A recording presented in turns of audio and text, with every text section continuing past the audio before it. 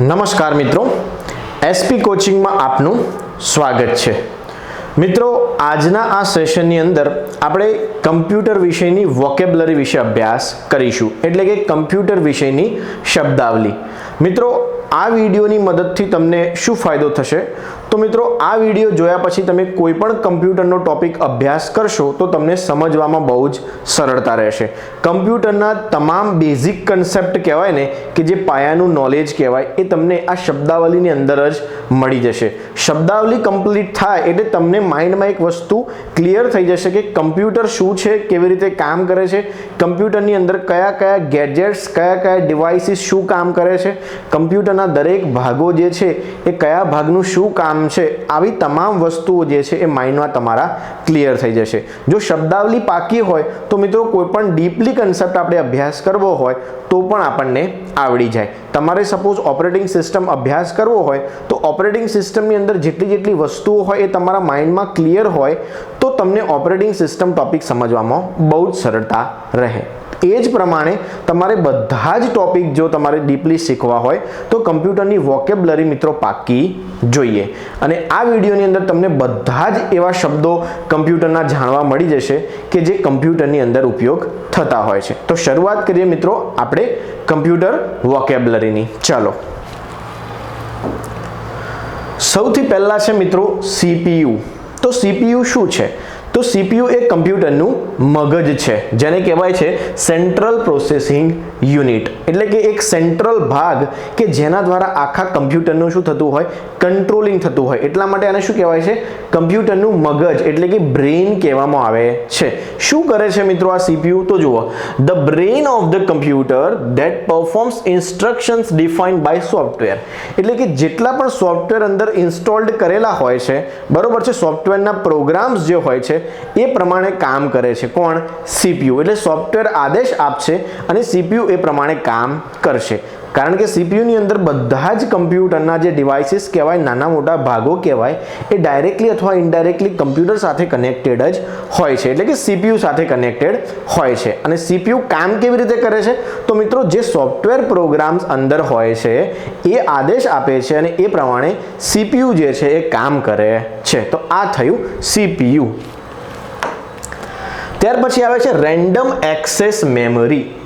Random access memory કમ્પ્યુટરમાં મિત્રો બે પ્રકારની મેમરી હોય, એક પ્રાઇમરી મેમરી અને બીજી સેકન્ડરી મેમરી। તો પ્રાઇમરી મેમરી કોને કહેવાય? કે જેના દ્વારા આપણા સોફ્ટવેર પ્રોગ્રામ્સ રન થાય, કોઈ પણ પ્રોગ્રામ્સ આપણો જે છે એ આપણે રન કરી શકીએ, એ મેમરી કઈ છે? Primary memory. તો પ્રાઇમરી મેમરી કામ શું કરશે? તો મિત્રો, આપણું કમ્પ્યુટર જ્યારે સ્ટાર્ટ થશે અને આપણે કોઈ પ્રોગ્રામ્સ પર ડબલ ક્લિક કરીશું ત્યારે એ પ્રોગ્રામ્સ જે છે એ સેકન્ડરી મેમરીમાંથી પ્રાઇમરી મેમરીમાં એટલે કે રેમમાં લોડ થઈને આવશે।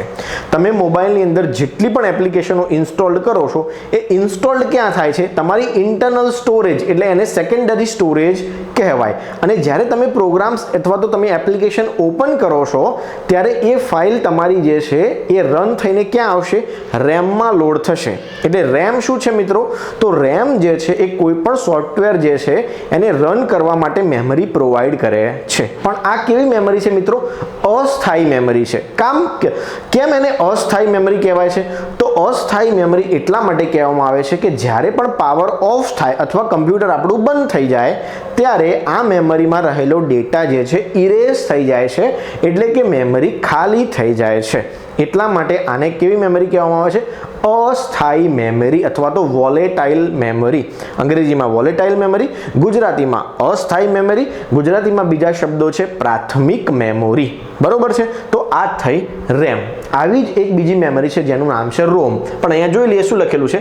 એક ટેમ્પરરી મેમરી છે that the computer uses to store data that is being processed, એટલે કે એવો ડેટા કે જે પ્રોસેસ થવાનો છે, એટલે કે રન કરીએ છીએ આપણે કોઈ પણ પ્રોગ્રામ, એ ક્યાં લોડ થશે? રેમની અંદર। અને આ મેમરી કેવી છે? Temporary memory. ટેમ્પરરી કેમ કહેવામાં આવે છે? કે પ્રોગ્રામ્સ જ્યારે આવે છે, રન થાય છે, ત્યારે એ મેમરીમાં રહે છે અને પ્રોગ્રામ બંધ થાય એટલે ખાલી થઈ જાય છે, અથવા કમ્પ્યુટર તમે બંધ કરો એટલે રેમની મેમરી શું થઈ જાય છે? ખાલી થઈ જાય છે, બરોબર છે। ચાલો, હવે જોઈએ રોમ એટલે કે રીડ ઓનલી મેમરી. આ રીડ ઓનલી મેમરી શું છે મિત્રો? તો એક પરમનન્ટલી સ્ટોર થયેલા સોફ્ટવેર હોય. શું હોય? પરમનન્ટલી સ્ટોર થયેલા, કે જે આપણે ઇરેઝ કરી શકીએ નહીં, ડિલીટ કરી શકીએ નહીં.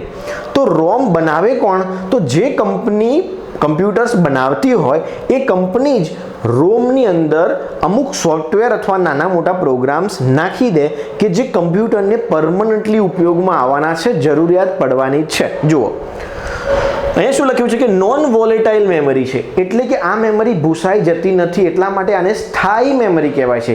રેમ જે છે એ અસ્થાયી મેમરી છે, જ્યારે આ રોમ છે એ કેવી મેમરી છે? સ્થાયી મેમરી છે. આમાંથી કાંઈ પણ ઇરેઝ થતું નથી. તમે કમ્પ્યુટર ગમે તેટલી વાર ચાલુ કરો અથવા ગમે તેટલી વાર બંધ કરો. તો આ નોન વોલેટાઇલ મેમરી છે. Use to store firmware. તો અહીંયા એક શબ્દ આવ્યો ફર્મવેર. તો ફર્મવેર આપણે સમજવું પડે કે ફર્મવેર શું છે. તો એક નાનકડો પ્રોગ્રામ અથવા એક નાનકડું સોફ્ટવેર કે જે પરમનન્ટલી સ્ટોર થયેલું હશે. ક્યાં? રીડ ઓનલી મેમરીની અંદર. એને કહેવાય ફર્મવેર. તો ફર્મવેર શું થયું? એક નાનકડો પ્રોગ્રામ અથવા એક નાનકડું સોફ્ટવેર કે જે કમ્પ્યુટરને રેગ્યુલરલી જરૂરિયાત પડવાની છે. તો એવા પ્રોગ્રામ્સ કે જે કમ્પ્યુટરને રેગ્યુલરલી જરૂર પડવાની હોય એ બધા ક્યાં હોય? રોમની અંદર હોય. તો આ કઈ જગ્યાએ વપરાય મિત્રો? તો જ્યારે આપણું કમ્પ્યુટર સ્ટાર્ટ કરીએ ને તો બૂટિંગ સમયે વપરાય છે. કમ્પ્યુટર સ્ટાર્ટ થાય અને બધા આઈઓ ડિવાઇસીસને જગાડે, આખી પ્રોસેસને શું કહેવાય? બૂટિંગ કહેવાય. બરોબર છે? આ બધું આવશે ધીરે ધીરે. ચાલો હવે જોઈએ હાર્ડ ડ્રાઈવ. હાર્ડ ડ્રાઈવ એટલે આ એક સેકન્ડરી પ્રકારની મેમરી છે મિત્રો. કેવી મેમરી છે? સેકન્ડરી, કે જેની અંદર આપણે આપણો ડેટા કાયમી સ્ટોર કરી શકીએ, હંમેશા માટે સ્ટોર કરી શકીએ. જ્યાં સુધી આપણે ડિલીટ ન કરીએ ત્યાં સુધી આ ડેટા હાર્ડ ડ્રાઈવની અંદર રહે. એટલે આને સેકન્ડરી સ્ટોરેજ ડિવાઇસ કહેવાય છે. બરોબર છે? અથવા તો ગુજરાતીમાં, શુદ્ધ ગુજરાતીમાં ગૌણ મેમરી કહેવાય. પ્રાથમિક મેમરી રેમ અને રોમ, જ્યારે આ ગૌણ મેમરી છે. કેવી મેમરી છે? ગૌણ મેમરી. જુઓ, પરમનન્ટ સ્ટોરેજ એટલે કે કાયમી સ્ટોર કરવા માટે ડિવાઇસ છે યુઝ ફોર સ્ટોરિંગ ડેટા. તો ડેટાને સ્ટોર કરવા માટે એક કાયમી ડિવાઇસીસ છે. બરોબર છે? જેને કહેવાય હાર્ડ ડ્રાઈવ અથવા તો હાર્ડ ડિસ્ક કહી શકીએ. બરોબર છે? ત્યાર પછી આવી SSD એટલે સોલિડ સ્ટેટ ડ્રાઈવ. તો આ SSD ક્યાં વપરાય? હાર્ડ ડિસ્ક જ છે મિત્રો. આગળ જોયું એની એ જ વસ્તુ છે, પણ સોલિડ છે. સોલિડ સ્ટેટ ડ્રાઈવ એટલા માટે કહેવામાં આવે છે મિત્રો કે આ કમ્પ્યુટરની અંદર બાય ડિફોલ્ટ આવે છે. બરોબર છે? સોલિડ સ્ટેટ ડ્રાઈવ આપણા લેપટોપ અથવા કમ્પ્યુટર આપણે પરચેસ કરીએ, ખરીદીએ ત્યારે એ બાય ડિફોલ્ટ આવે છે કમ્પ્યુટરની સાથે મેમરી, સેકન્ડરી મેમરી. એને કહેવાય સોલિડ સ્ટેટ ડ્રાઈવ. એટલે કે એ આપણે ચેન્જ ન કરી શકીએ. ચેન્જ કરીએ તો એ જે ડેટા એ છે વર્ક કરશે નહીં. જે OS ઇન્સ્ટોલ કરેલી હશે અંદર એ ઇન્સ્ટોલ એના માઇક્રોપ્રોસેસરના અકોર્ડિંગ ફિટ કરેલી હોય, એટલા માટે આને સોલિડ સ્ટેટ ડ્રાઈવ કહેવાય છે. સપોઝ એક ઉદાહરણ આપું તમને. તમે એક કમ્પ્યુટર પરચેસ કર્યું અને તમારા કમ્પ્યુટરની હાર્ડ ડિસ્ક તમારા મિત્રના કમ્પ્યુટરમાં તમે નાખશો અને એના કન્ફિગ્યુરેશન જુદા હશે, એના ફીચર્સ જુદા હશે, તો એ વર્ક કરશે નહીં. સેમ ટુ સેમ કંપનીનું મોડલ અને સેમ ટુ સેમ ફીચર હશે તો કદાચ વર્ક કરી જશે, પણ એમને એમ વર્ક કરશે નહીં. આની પહેલા આપણે હાર્ડ ડ્રાઈવ જોયું. એ હાર્ડ ડ્રાઈવ એને પોર્ટેબલ હાર્ડ ડિસ્ક કહેવાય કે જે દરેક જગ્યાએ વર્ક કરશે. જ્યારે સોલિડ સ્ટેટ ડ્રાઈવ જે છે એ અમુક ક્રાઇટેરિયામાં ફિટ થયેલું હોય એટલે ત્યાં જ વર્ક કરશે. જુઓ, a faster type of storage device with no moving parts એટલે કે તમે એને ચેન્જ કરી શકશો નહીં. Used for storing data. ડેટાને સ્ટોર કરવા માટે જ વપરાય છે, કે જે આપણા કમ્પ્યુટરમાં ડિફોલ્ટ હાર્ડ ડિસ્ક આવે છે એને સોલિડ સ્ટેટ ડ્રાઈવ કહેવાય. ચાલો આગળ જોઈએ મધરબોર્ડ.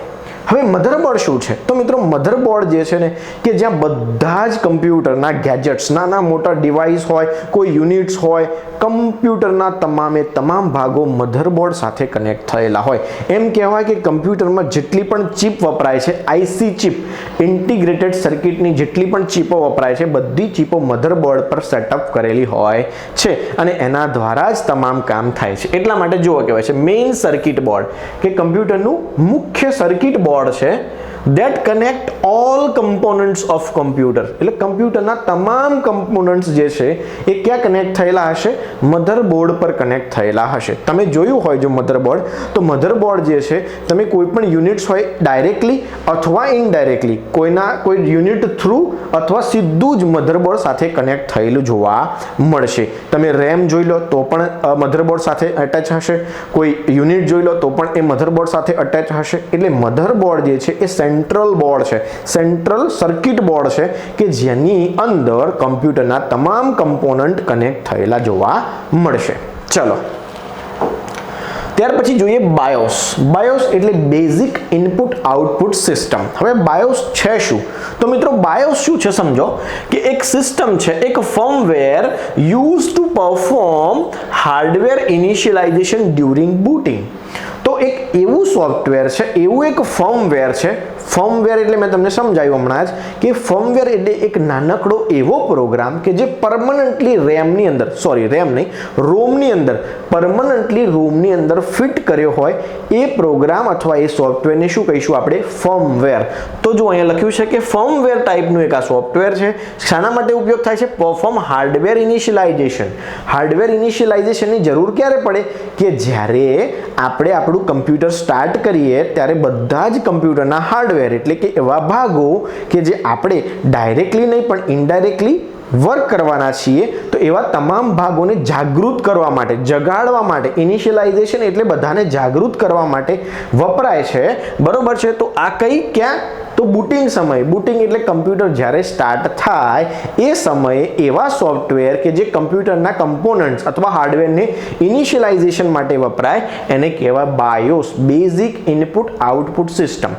નામ જ એનું છે કે ઇનપુટ આઉટપુટ સિસ્ટમના તમામ ભાગોને જાગૃત કરનારો એક સોફ્ટવેર એટલે બાયોસ. બાયોસ ક્યાં વપરાય? તો બૂટિંગ સમયે, કમ્પ્યુટર જ્યારે સ્ટાર્ટ કરીએ ત્યારે આ બાયોસનો ઉપયોગ થાય છે. અન્ડરસ્ટુડ? સિમ્પલ છે. ત્યાર પછી આવ્યું ઓપરેટિંગ સિસ્ટમ. તો ઓપરેટિંગ સિસ્ટમ જે છે મિત્રો એ કમ્પ્યુટરનું મુખ્ય સોફ્ટવેર કહી શકાય. કમ્પ્યુટરનું મુખ્ય સોફ્ટવેર કહી શકાય. આને સિસ્ટમ સોફ્ટવેર કહેવાય. કમ્પ્યુટરની અંદર બે પ્રકારના સોફ્ટવેર હોય, એક એપ્લિકેશન સોફ્ટવેર હોય અને બીજા સિસ્ટમ સોફ્ટવેર હોય. તો એપ્લિકેશન સોફ્ટવેર જે છે જેનો ડાયરેક્ટ યુઝર ઉપયોગ કરે છે, જે આપણે કમ્પ્યુટર વપરાશ કરતા જે છીએ એ ડાયરેક્ટ ઉપયોગ કરીએ એને શું કહેવાય? Application program. જેમ કે આપણું વર્ડ પ્રોસેસર થઈ ગયું, એક્સેલ થઈ ગયું, પાવર પોઈન્ટ થઈ ગયું. બરોબર છે? કોઈ સોફ્ટવેર પર્ટિક્યુલર એન્ટીવાયરસનું હોય કે બીજું કોઈ સોફ્ટવેર થઈ ગયું. તો આ બધા એપ્લિકેશન સોફ્ટવેર છે કે યુઝરના વપરાશ માટે બનેલા હોય. પણ બીજા સોફ્ટવેર એવા છે કે સિસ્ટમને પોતે કામ કરવા બનેલા હોય, એને કહેવાય સિસ્ટમ સોફ્ટવેર. તો આ ઓપરેટિંગ સિસ્ટમ જે છે એ એક પ્રકારનું સિસ્ટમ સોફ્ટવેર જે છે કે જે આખા કમ્પ્યુટરનું મેનેજમેન્ટ કરે છે. શું કરે છે? મેનેજમેન્ટ કરે છે. જો ઓપરેટિંગ સિસ્ટમ કમ્પ્યુટરમાં ન હોય તો તમારું કોઈ જ કામ થશે નહીં. મોબાઈલની જો ઓપરેટિંગ સિસ્ટમની વાત કરીએ તો એ છે એન્ડ્રોઈડ. તમારા મોબાઈલની અંદર એન્ડ્રોઈડ ઓપરેટિંગ સિસ્ટમ ઇન્સ્ટોલ કરેલી છે. જો એન્ડ્રોઈડ ન હોય તો તમે કોઈ પણ પ્રકારની એપ્લિકેશન કામ કરી શકશો નહીં. તમે જોયું હશે કે તમારો મોબાઈલ જે છે સોફ્ટવેરની કોઈ એરર આવે અથવા બગડી જાય તો એ ઓપરેટિંગ સિસ્ટમની એરર કહેવાય, બગ્સ કહેવાય. બરોબર છે? કે જે રિઝોલ્વ ના થાય ત્યાં સુધી તમારો ફોન કે કમ્પ્યુટર ચાલશે નહીં. તો આ ઓપરેટિંગ સિસ્ટમ શું છે મિત્રો? એક સિસ્ટમ સોફ્ટવેર છે that manages computer hardware and provide services for the programs. બરોબર છે? એક કમ્પ્યુટરનું સિસ્ટમ સોફ્ટવેર છે કે જે યુઝરને હાર્ડવેર સાથે ઇન્ટરેક્ટ કરી આપે છે, ઇન્ટરફેસ પ્રોવાઈડ કરે છે. જુઓ, આપણું આ કમ્પ્યુટર છે અને નીચે બધા ઇનપુટ આઉટપુટ ડિવાઇસીસ છે. બરોબર છે? તો આપણે યુઝર તરીકે આ કમ્પ્યુટરના યુઝર છીએ આપણે, તો યુઝર તરીકે ડાયરેક્ટલી આઈઓ ડિવાઇસીસનો વપરાશ કરી શકીએ નહીં. એના માટે એક વચોટીઓ છે જેનું નામ છે ઓપરેટિંગ સિસ્ટમ. અને ઓપરેટિંગ સિસ્ટમની અંદર પણ નાના નાના ભાગ છે. એ બે પ્રકારના ભાગ છે, એક શેલ પ્રોગ્રામ્સ અને બીજા કર્નલ પ્રોગ્રામ્સ. શેલ પ્રોગ્રામ શું કરશે? તો યુઝર સાથે ઇન્ટરેક્ટ કરશે અને કર્નલ પ્રોગ્રામ શું કરશે? તો આઈઓ સાથે ડીલ કરશે, એટલે ઇનપુટ આઉટપુટ સાથે ડીલ કરશે. આ બધું એક આખું ચેપ્ટર છે મિત્રો ઓપરેટિંગ સિસ્ટમ. બહુ જ મજાનું ચેપ્ટર છે. ઓપરેટિંગ સિસ્ટમ ચેપ્ટર અભ્યાસ કર્યા પછી તમને બહુ જ મજા આવે કે કમ્પ્યુટર એકચ્યુઅલી ખરેખર કેમનું કામ કરે છે એ બધું જ તમને ખબર પડી જાય. જો ઓપરેટિંગ સિસ્ટમ કેટલા કામ કરે તો પ્રોસેસ મેનેજમેન્ટ કરે, ફાઇલ મેનેજમેન્ટ કરે, ડિવાઇસ મેનેજમેન્ટ કરે, સિક્યોરિટી મેનેજમેન્ટ કરે, ઓથેન્ટિકેશન કરે, પછી કોઈ ડિવાઇસ ખરાબ થઈ ગયો હોય તો એનું રિપેરિંગ છે અથવા નાનો મોટી એરર શો કરવી. ટૂંકમાં તમામ કામ કમ્પ્યુટરના કોણ કરશે? Operating system. અને ઓપરેટિંગ સિસ્ટમની અંદર પણ બે ડિવાઇસ મેં તમને કીધા, બે પ્રોગ્રામ કીધા, એક શેલ પ્રોગ્રામ, બીજો કર્નલ પ્રોગ્રામ. તો કર્નલ જે છે ને એ બધું જ કામ કરે છે. ઓપરેટિંગ સિસ્ટમનો જો એક બોસ કહેવાય ને, કોર કમ્પોનન્ટ, તો એ બોસ કોણ છે? કર્નલ છે. કોણ છે? કર્નલ છે. તો આ બધું ઓપરેટિંગ સિસ્ટમ ડિટેલમાં સમજીએ તો બહુ જ મજાની વસ્તુ છે. તો ઓપરેટિંગ સિસ્ટમ પરીક્ષામાં શું સવાલ પૂછાય છે કે ઓપરેટિંગ સિસ્ટમ કેવા પ્રકારનું સોફ્ટવેર છે? તો એ સિસ્ટમ સોફ્ટવેર છે. બરોબર છે, કે જે સિસ્ટમની IO devices, input output devices સાથે યુઝરને ઇન્ટરેક્ટ કરી આપે છે. ઇન્ટરેક્ટ કરી આપે છે એનો મતલબ શું થયો? તમે કોઈક આદેશ આપ્યો તો એ આદેશ ડાયરેક્ટ પ્રિન્ટર નહીં લઈ લે. પ્રિન્ટરને તમે એમ કહેશો કે 5 પેજ પ્રિન્ટ કાઢ, તો કાઢશે? નહીં કાઢે. એના માટે આપણે શેલ પ્રોગ્રામને કહેવું પડશે. શેલ પ્રોગ્રામ કર્નલ પ્રોગ્રામને કહેશે. કર્નલ પ્રોગ્રામ પછી હાર્ડવેરના ડ્રાઈવરને કહેશે અને ડ્રાઈવર દ્વારા આ વસ્તુ થશે. બરોબર છે. તો આ એક લોબી પ્રોસિજર છે. બહુ જ મજાનો વિષય છે ઓપરેટિંગ સિસ્ટમ. ત્યાર પછી આવે ફાઇલ. તો ફાઇલ શું છે? તો ફાઇલ એટલે એક ડિજિટલ ડોક્યુમેન્ટ આપણું. બરોબર છે. ફાઇલ કોઈ પણ પ્રકારની હોઈ શકે, word file, text file, audio file, video file, આવી દરેક પ્રકારની કમ્પ્યુટરની ફાઇલ હોઈ શકે. પણ એને શું કહેવાય? Digital document stored on computer. એક ડિજિટલ કમ્પ્યુટર છે, ડિજિટલ ડોક્યુમેન્ટ છે કે જે આપણને દેખાતું નથી પણ ડિજિટલી આપણે જોઈ શકીએ છીએ, કમ્પ્યુટર દ્વારા જોઈ શકીએ છીએ, અન્ય કમ્પ્યુટર જેવા ડિવાઇસીસની અંદર જોઈ શકીએ છીએ. એટલા માટે આને કહેવાય છે ડિજિટલ ડોક્યુમેન્ટ. અને ડિજિટલ ડોક્યુમેન્ટની આપણે જ્યારે પ્રિન્ટ લઈએ છીએ અને આપણે શું કહીએ છીએ? Hard copy. શું કહીએ છીએ? Hard copy. અને આ ફાઇલ ડિજિટલ ડોક્યુમેન્ટને અન્ય શબ્દોમાં શું કહેવાય? Soft copy. શું કહેવાય? Soft copy. આ બધું યાદ રાખજો, બહુ જ અગત્યનું છે. અહીંયા ડિજિટલ ડોક્યુમેન્ટ લખ્યું છે પણ પરીક્ષામાં સોફ્ટ કોપી લખી હોય. બરોબર છે. તો આ બધું માઇન્ડમાં ક્લિયર હોવું જોઈએ. તો ફાઇલ શું છે? એક ડિજિટલ પ્રકારનું ડોક્યુમેન્ટ છે અને કોમ્પ્યુટરમાં શું હોય? સ્ટોર થયેલું હોય અથવા તો સ્ટોર કરી શકાય છે. હવે આવ્યું ફોલ્ડર. તો ફાઇલો મૂકવા માટે જે વસ્તુઓ વપરાય એને શું કહેવાય? ફોલ્ડર કહેવાય. બરોબર છે. અથવા તો કન્ટેનર કહેવાય અંગ્રેજીમાં. બરોબર છે. તો આ એક એવા પ્રકારનું કન્ટેનર છે કે તમામ પ્રકારની ફાઇલોને શું કરે છે? આવરી લે છે. શું કરે છે? આવરી લે છે. એટલે એક એવો ડબ્બો કે જેની અંદર તમે બધા જ પ્રકારનો સામાન રાખી શકો. બરોબર છે. ફોલ્ડર એટલે એક ડબ્બો અથવા કન્ટેનર. જો એક વર્ચ્યુઅલ કન્ટેનર છે, યુઝ ટુ ઓર્ગેનાઇઝ ફાઇલ્સ. એટલે ફાઇલો તમે અંદર મૂકી શકો છો અને ઓર્ગેનાઇઝ કરી શકો છો, એટલે વ્યવસ્થિત રીતે પણ મૂકી શકો છો. ઓર્ગેનાઇઝ ફાઇલનો સેન્સ એવો બને મિત્રો કે ફાઇલને તમે ડેટ વાઇઝ સ્ટોર કરી શકો છો કે કઈ ડેટ કઈ ફાઇલ આવી, આજે આવી, કાલે આવી, એ પ્રમાણે ડેટ વાઇઝ સ્ટોર કરી શકો છો. એની આલ્ફાબેટ વાઇઝ સ્ટોર કરી શકો છો, ABCD વાઇઝ સ્ટોર કરી શકો છો. બરોબર છે. એની સાઇઝ કે કઈ મોટી ફાઇલ હોય એ પહેલાં બતાવશે, એનાથી નાની, એનાથી નાની, એનાથી નાની. તો આ રીતે તમે ફાઇલને ઓર્ગેનાઇઝ કરી શકો છો ફોલ્ડરની અંદર. તો આ એક એવું કન્ટેનર છે કે જેની અંદર તમને સુવિધાઓ પણ મળે છે અને તમે બધા જ પ્રકારની ફાઇલ મૂકી શકો છો. બરોબર છે. હવે જુઓ પેરેફેરલ્સ. તો પેરેફેરલ્સ એટલે શું? તો કમ્પ્યુટરના એવા તમામ ગેજેટ્સ કે જે તમે બહારથી કમ્પ્યુટરમાં કનેક્ટ કરો છો એને શું કહેવાય? પેરેફેરલ્સ કહેવાય. જુઓ, એક્સટર્નલ ડિવાઇસીસ. એક્સટર્નલ એટલે શું? તો બહારથી જે આપણે કનેક્ટ કરીએ છીએ એને એક્સટર્નલ ડિવાઇસીસ કહેવાય. તો external devices connected to the computers એને કહેવાય પેરેફેરલ્સ. જેવા કે કીબોર્ડ થઈ ગયું, માઉસ થઈ ગયું, પ્રિન્ટર થઈ ગયું. બરોબર છે. ઇનપુટ અને આઉટપુટ તમામ એવા ડિવાઇસીસ કે જે તમે બહારથી કનેક્ટ કરો છો, એક્સટર્નલી કનેક્ટ કરો છો, એને કહેવાય પેરેફેરલ્સ. આ બધા શબ્દો જે છે મિત્રો બહુ અગત્યના છે. કમ્પ્યુટરને તમારે સમજવું હોય તો આવા શબ્દો એકદમ ક્લિયર હોવા જોઈએ માઇન્ડમાં, જેથી કરીને કમ્પ્યુટર સમજવામાં સરળતા રહે. ચલો હવે જોઈએ USB. આ યુએસબીનો તમામ વ્યક્તિઓએ ઉપયોગ કર્યો હશે પણ ખબર હશે નહીં. તો યુએસબી એટલે યુનિવર્સલ સિરિયલ બસ, એક એવી બસ કે જે તમે બહારથી કંઈક ઇનપુટ નાખો છો એ કમ્પ્યુટરને જણાવશે. એક એવી બસ કે જે તમારો આપેલો ડેટા એક બસ થ્રુ કમ્પ્યુટરમાં જશે એટલે કે કર્નલમાં જશે. યુનિવર્સલ સિરિયલ બસ અ સ્ટાન્ડર્ડ કનેક્શન ઇન્ટરફેસ ફોર પેરેફિરલ્સ. પેરેફિરલ્સ એટલે ઇનપુટ આઉટપુટ ડિવાઇસીસ છે, એમને એક રસ્તો પ્રોવાઈડ કરી આલે છે, માર્ગ પ્રોવાઈડ કરી આલે છે. જો અહીં લખ્યું છે કનેક્શન પ્રોવાઈડ કરી આલે છે, ઇન્ટરફેસ પ્રોવાઈડ કરે છે. કોને? આઈઓ ડિવાઇસીસ, ઇનપુટ અને આઉટપુટ ડિવાઇસીસને શું કરે છે? માર્ગ પ્રોવાઈડ કરી આપે છે. એની ઇનપુટ લેવું અને ઇનપુટ આપવું. તમે તમારે પેનડ્રાઈવની અંદર ફાઇલ નાખો છો અને પેનડ્રાઈવમાંથી કમ્પ્યુટરમાં લો છો તો એ કોને આભારી છે? યુએસબીને આભારી છે. બરોબર છે. તમે તમારો કોઈક બહારથી ડિવાઇસ લગાવ્યો અને એ ડિવાઇસની અંદરથી ઇનપુટ આપ્યો, કમ્પ્યુટરે પ્રોસેસ કર્યું અને તમને પાછો આઉટપુટ આપ્યો, તો આ બધી જ પ્રક્રિયા થાય છે એ બધી કોને આભારી છે? યુએસબીને આભારી છે. યુનિવર્સલ સિરિયલ બસ એક એવા પ્રકારનો રસ્તો કે જે ઇનપુટ આઉટપુટ ડિવાઇસીસને કમ્પ્યુટર સાથે જોડે છે. બરોબર છે. ઇન્ટરફેસ પ્રોવાઈડ કરી આપે છે. ત્યાર પછી આવ્યું લેન. લેન એટલે લોકલ એરિયા નેટવર્ક. તો આપણે પહેલા તો નેટવર્ક સમજવું પડે કે નેટવર્ક શું છે. તો મિત્રો બે કરતાં વધારે કમ્પ્યુટર્સ, આ એક કમ્પ્યુટર છે, આ એક બીજું કમ્પ્યુટર છે, આ એક ત્રીજું કમ્પ્યુટર છે, આ એક ચોથું કમ્પ્યુટર છે. બરોબર છે. આ 4 કમ્પ્યુટર છે, એકબીજા સાથે કનેક્ટ કરી દઈએ હવે.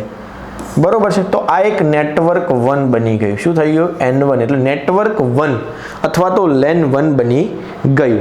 બરોબર છે. તો આ 4 કમ્પ્યુટર્સ એકબીજા સાથે કનેક્ટ થઈને પોતાનો ડેટા શેર કરશે. એને શું કહેવાય? નેટવર્ક કહેવાય. શું કહેવાય? નેટવર્ક. આ ખાલી નેટવર્ક સમજ્યા કે નેટવર્ક શું? તો બે કરતાં વધારે કમ્પ્યુટર એકબીજા સાથે કનેક્ટ હોય અને ડેટાની આપ-લે કરે. પોતે લે પણ ખરા અને આપે પણ ખરા. આપ-લે કરે ડેટાને, એને શું કહેવાય? નેટવર્ક કહેવાય. તો અહીંયા લખેલું શું છે? Local area network. એટલે લોકલનો મતલબ શું થાય? પર્ટિક્યુલર એરિયા ફિક્સ કે ભાઈ એક કોલેજ, એક લેબ, બરોબર છે, એક ફ્લેટ અથવા તો એક બિલ્ડિંગ. તો આવી બિલ્ડિંગની અંદર એક બધા કમ્પ્યુટર એકબીજા સાથે કનેક્ટ હોય. એક ઓફિસ હોય તો ઓફિસની અંદર 5-6 કમ્પ્યુટર હોય તો એકબીજા સાથે કનેક્ટ હોય. એક લેબ હોય તો 5-6 કમ્પ્યુટર એકબીજા સાથે કનેક્ટેડ હોય. તો એને શું કહેવાય? Local area network. એટલે પર્ટિક્યુલર એરિયા પૂરતું. લોકલ એરિયા એટલે એક સ્મોલ એરિયા, એના પૂરતું સીમિત હોય એવા નેટવર્કને શું કહેવાય? Local area network. જુઓ, a network that connects computer within a limited area. એટલે એરિયા ફિક્સ છે તો આને શું કહેવાય? Local area network. હવે જોઈએ wide area network. Wide area એટલે હવે એરિયા બહુ જ મોટો વિશાળ થઈ ગયો. બધી મલ્ટિપલ સિટીઝ કનેક્ટેડ થઈ ગઈ, મલ્ટિપલ સ્ટેટ્સ કનેક્ટેડ થઈ ગયા, મલ્ટિપલ સિટી કનેક્ટેડ થઈ ગઈ. તો આને શું કહેવાય? Wide area network. શું કહેવાય? Wide area network. એટલે એરિયા નેટવર્ક તો ખરા જ, પણ એનો એરિયા શું ગયો? વિસ્તરાઈ ગયો. એટલે કે બહુ જ વિશાળ થઈ ગયો. બરોબર છે. અને બીજું એક આવે છે ગ્લોબલ એરિયા નેટવર્ક. આ વાઇડ એરિયા નેટવર્ક છે. પછી આવે ગ્લોબલ એરિયા નેટવર્ક. પછી મેટ્રોપોલિટન એરિયા નેટવર્ક આવે. બરોબર છે. આવા બધા જુદા જુદા નેટવર્ક હોય મિત્રો. મેટ્રોપોલિટન એરિયા નેટવર્કનો મતલબ શું થાય? પર્ટિક્યુલર એક સિટી પૂરતું નેટવર્ક. પછી વાઇડ એરિયા નેટવર્ક એટલે કે ભાઈ એરિયા વિસ્તરાઈ ગયો, મોટો થઈ ગયો. આખો ભારત દેશ કહીએ ને કે બધા રાજ્યો છે એ નેટવર્ક છે, બીજું નેટવર્ક છે, ત્રીજું નેટવર્ક છે, આ બધા નેટવર્ક કનેક્ટ થાય એને વાઇડ એરિયા નેટવર્ક કહેવાય. અને બીજું એક ગ્લોબલ એરિયા નેટવર્ક આવે કે જે આખી સમગ્ર પૃથ્વી અથવા તો બધા દેશો કનેક્ટેડ થઈ જાય એને ગ્લોબલ એરિયા નેટવર્ક કહેવાય. તો જુઓ, a network that covers broad area એટલે કે બહુ વિશાળ એરિયાને કનેક્ટ કરી નાખે એને શું કહેવાય? વાઇડ એરિયા નેટવર્ક કહેવાય. એટલે એની અંદર મલ્ટિપલ લેન્સ હોય. બરોબર. મલ્ટિપલ લેન્સ એટલે કે લોકલ એરિયા નેટવર્ક.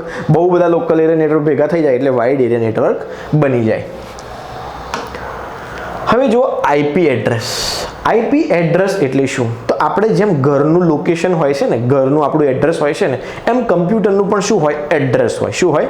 એડ્રેસ હોય. એટલે કમ્પ્યુટર જે છે, કયા કમ્પ્યુટરમાંથી ડેટા આવ્યો, કયા કમ્પ્યુટરમાંથી ડેટા જાય છે, આ બધું જાણી કેમનું શકાય? બરોબર છે. તમે 10 સ્ટુડન્ટ આવ્યા હોય પણ 10 સ્ટુડન્ટના નામ છે એટલા માટે આપણે આઈડેન્ટિફાઈ કરી શકીએ છીએ ને કે કોણ કોણ હાજર રહ્યું છે અને કોણે કોણે આજે સહીઓ કરી છે. બરોબર છે. તો આ બધું કમ્પ્યુટરની અંદર પણ હોય કે કમ્પ્યુટરને ઓળખવા માટે નામ તો હોવું જોઈએ ને.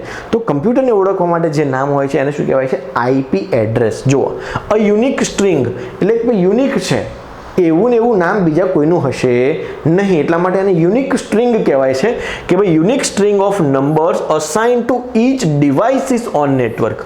નેટવર્ક એટલે શું? તો બે કરતાં વધારે કમ્પ્યુટર, એને નેટવર્ક કહેવાય. એકબીજા સાથે કનેક્ટેડ હોય ને નેટવર્ક કહેવાય. તો નેટવર્કની અંદર જેટલા કમ્પ્યુટર કનેક્ટેડ થયેલા છે એનું એક યુનિક નામ, પર્ટિક્યુલર વ્યક્તિગત કમ્પ્યુટરના યુનિક નામ, એને શું કહેવાય? IP address.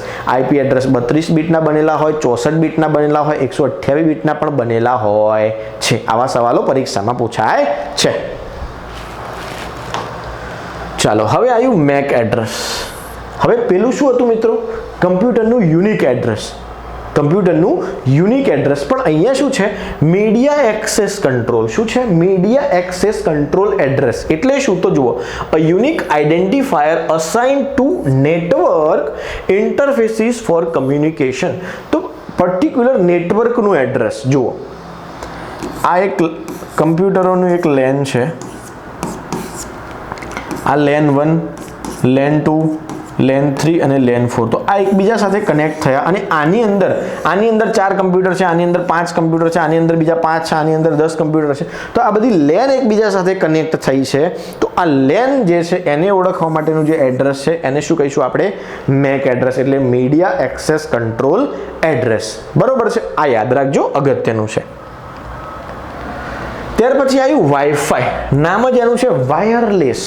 વાઈફાઈ એટલે વાયરલેસ કનેક્ટિવિટી. બરોબર છે? તો આ વાયરલેસ ટેકનોલોજી છે મિત્રો, use to connect devices to network.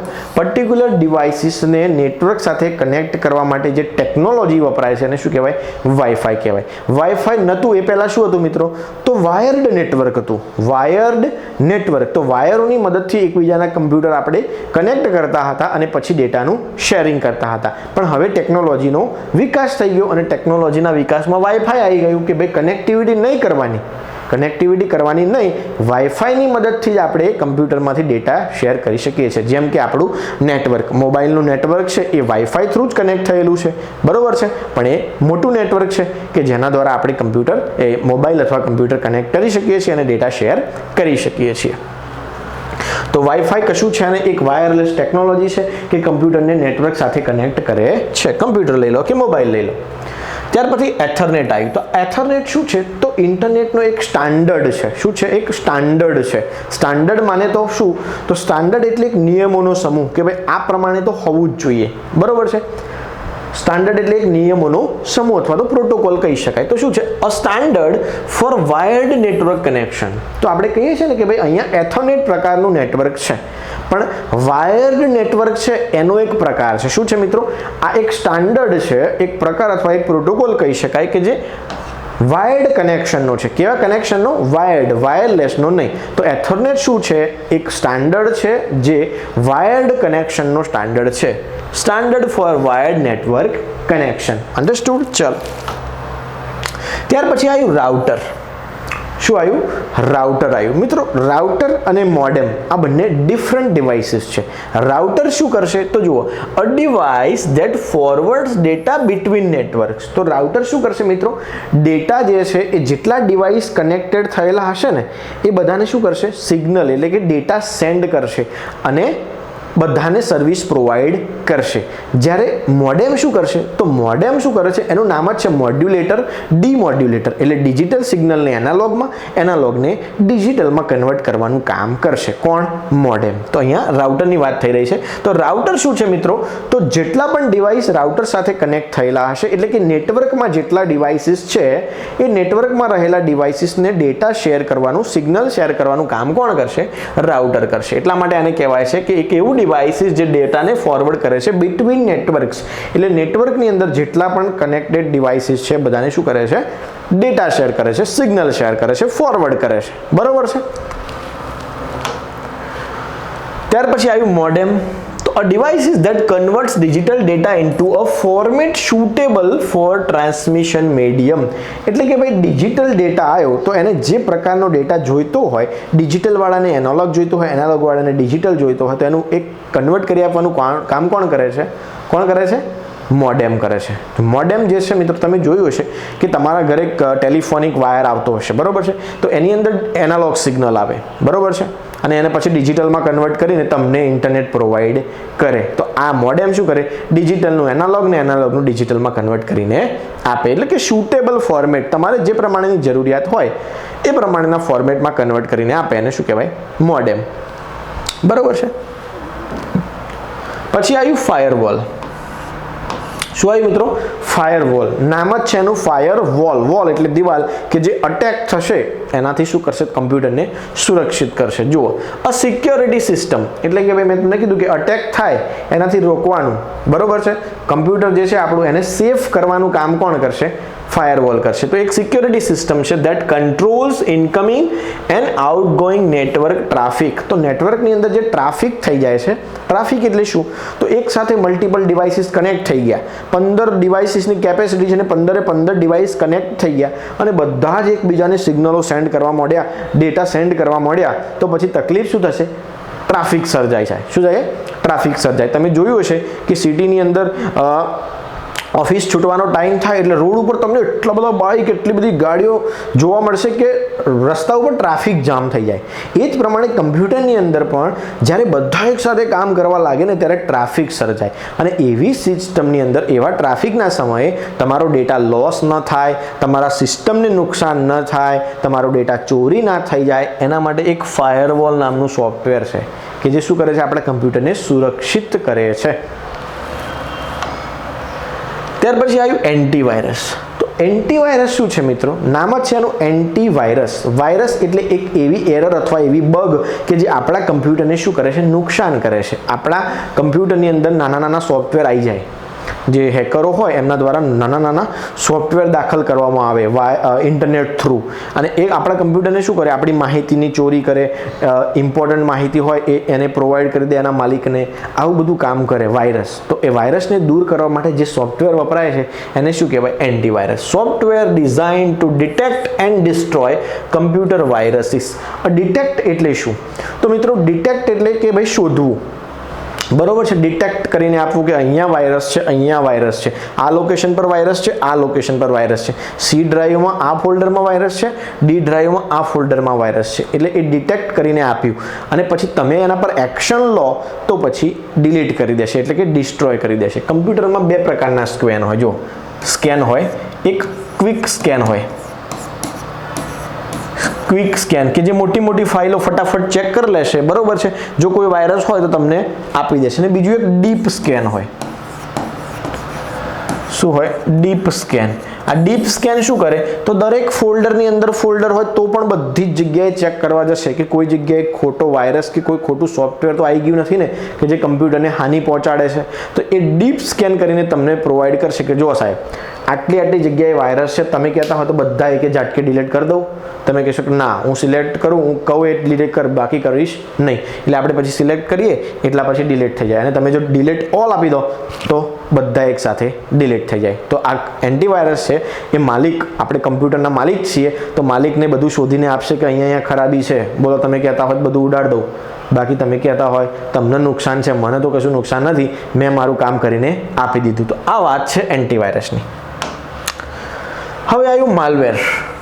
Malware એટલે શું, તો મેલિશિયસ સોફ્ટવેર ઇન્ટેન્ડેડ ટુ ડેમેજ ઓર ડિસેબલ કમ્પ્યુટર્સ. આ માલવેર સોફ્ટવેર જે છે એ શું કરશે મિત્રો, તો આપણા કમ્પ્યુટરમાં એક વખત ઘૂસી જશે. અને ઘૂસશે ક્યાંથી, તો ઇન્ટરનેટ મારફતેથી. આપણે કોઈ ફાઇલ ડાઉનલોડ કરીએ ને તો એ ફાઇલ ડાઉનલોડ કરતી વખતે અમુક સોફ્ટવેર જોડે જોડે ડાઉનલોડ થઈ જાય. તો એ શું છે, વાયરસ છે. એની આપણને તો જાણ બી ન હોય. અને આ મેલિશિયસ સોફ્ટવેર જે છે, માલવેર સોફ્ટવેર, એ શું કરશે મિત્રો, તો કમ્પ્યુટરની અમુક લોકેશન પર, દાખલા તરીકે આ સી ડ્રાઈવ છે, આ ડી ડ્રાઈવ છે અને આ ઈ ડ્રાઈવ છે.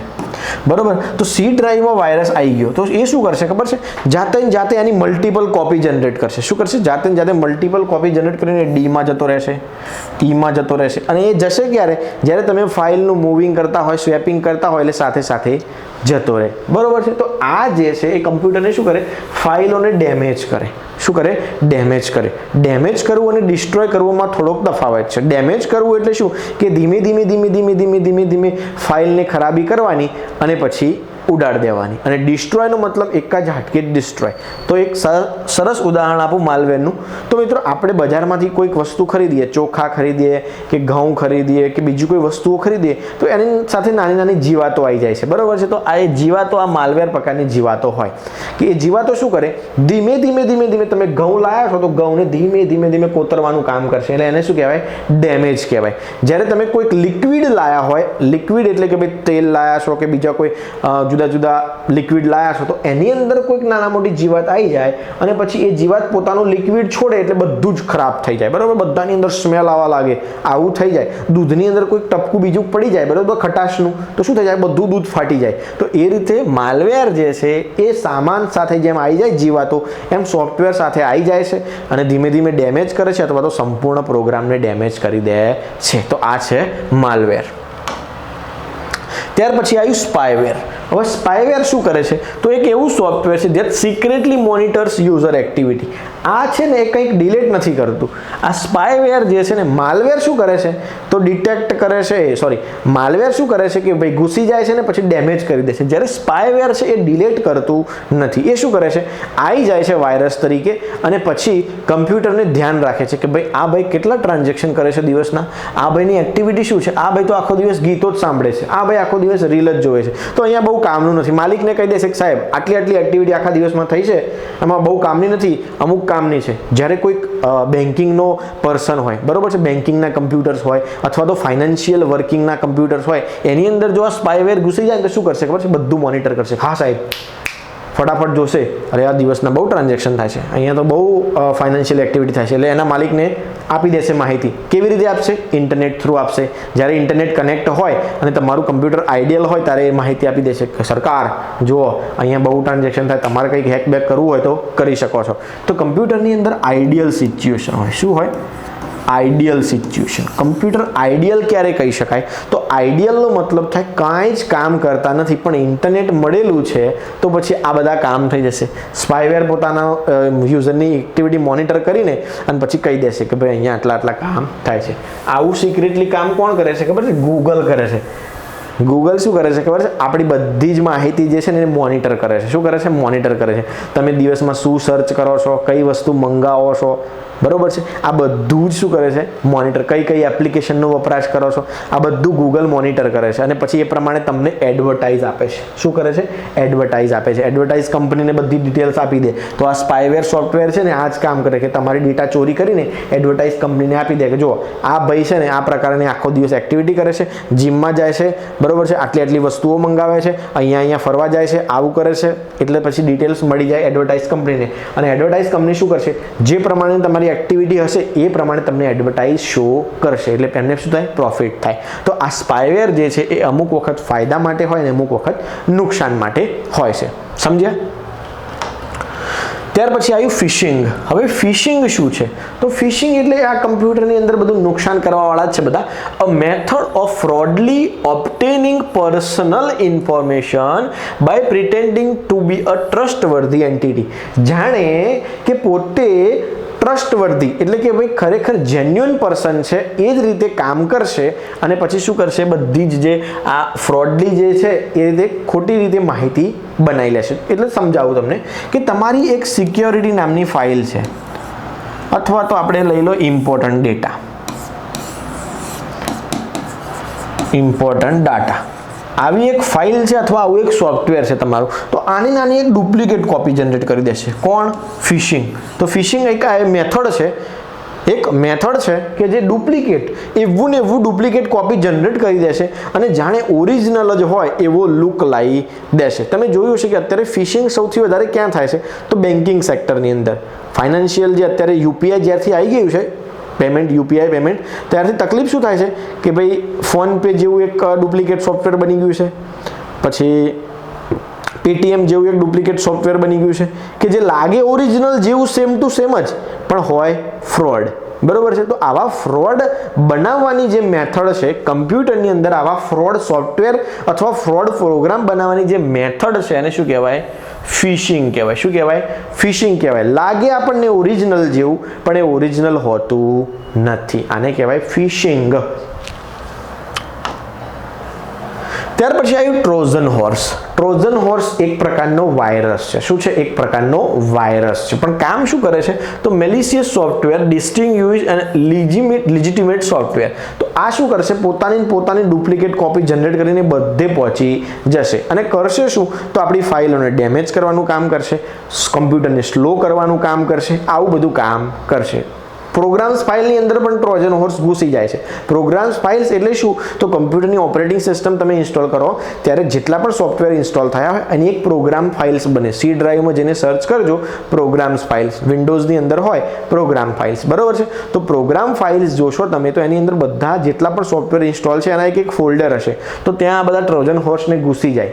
પછી શું કરે? અમુક ડેટા ઉડાડ દે, જે ઉડે એવો હોય ને બધા ઉડાડ દે, કાં તો પછી ડુપ્લિકેટ્સ જનરેટ કરીને ટૂંકમાં ઇન શોર્ટ વાત કરીએ તો આપણા કમ્પ્યુટરને નુકસાન કરે આ લોકો. કોણ? Trojan horse. તો આ એક પ્રકારનો વાયરસ છે જે આપણા કમ્પ્યુટરની અંદર દેખરેખ રાખીને નુકસાન કરે છે. ત્યાર પછી આવ્યું warm. WORM, worm, a type of malware that replicates itself to spread to other computers. હવે worm શું કરે ખબર છે?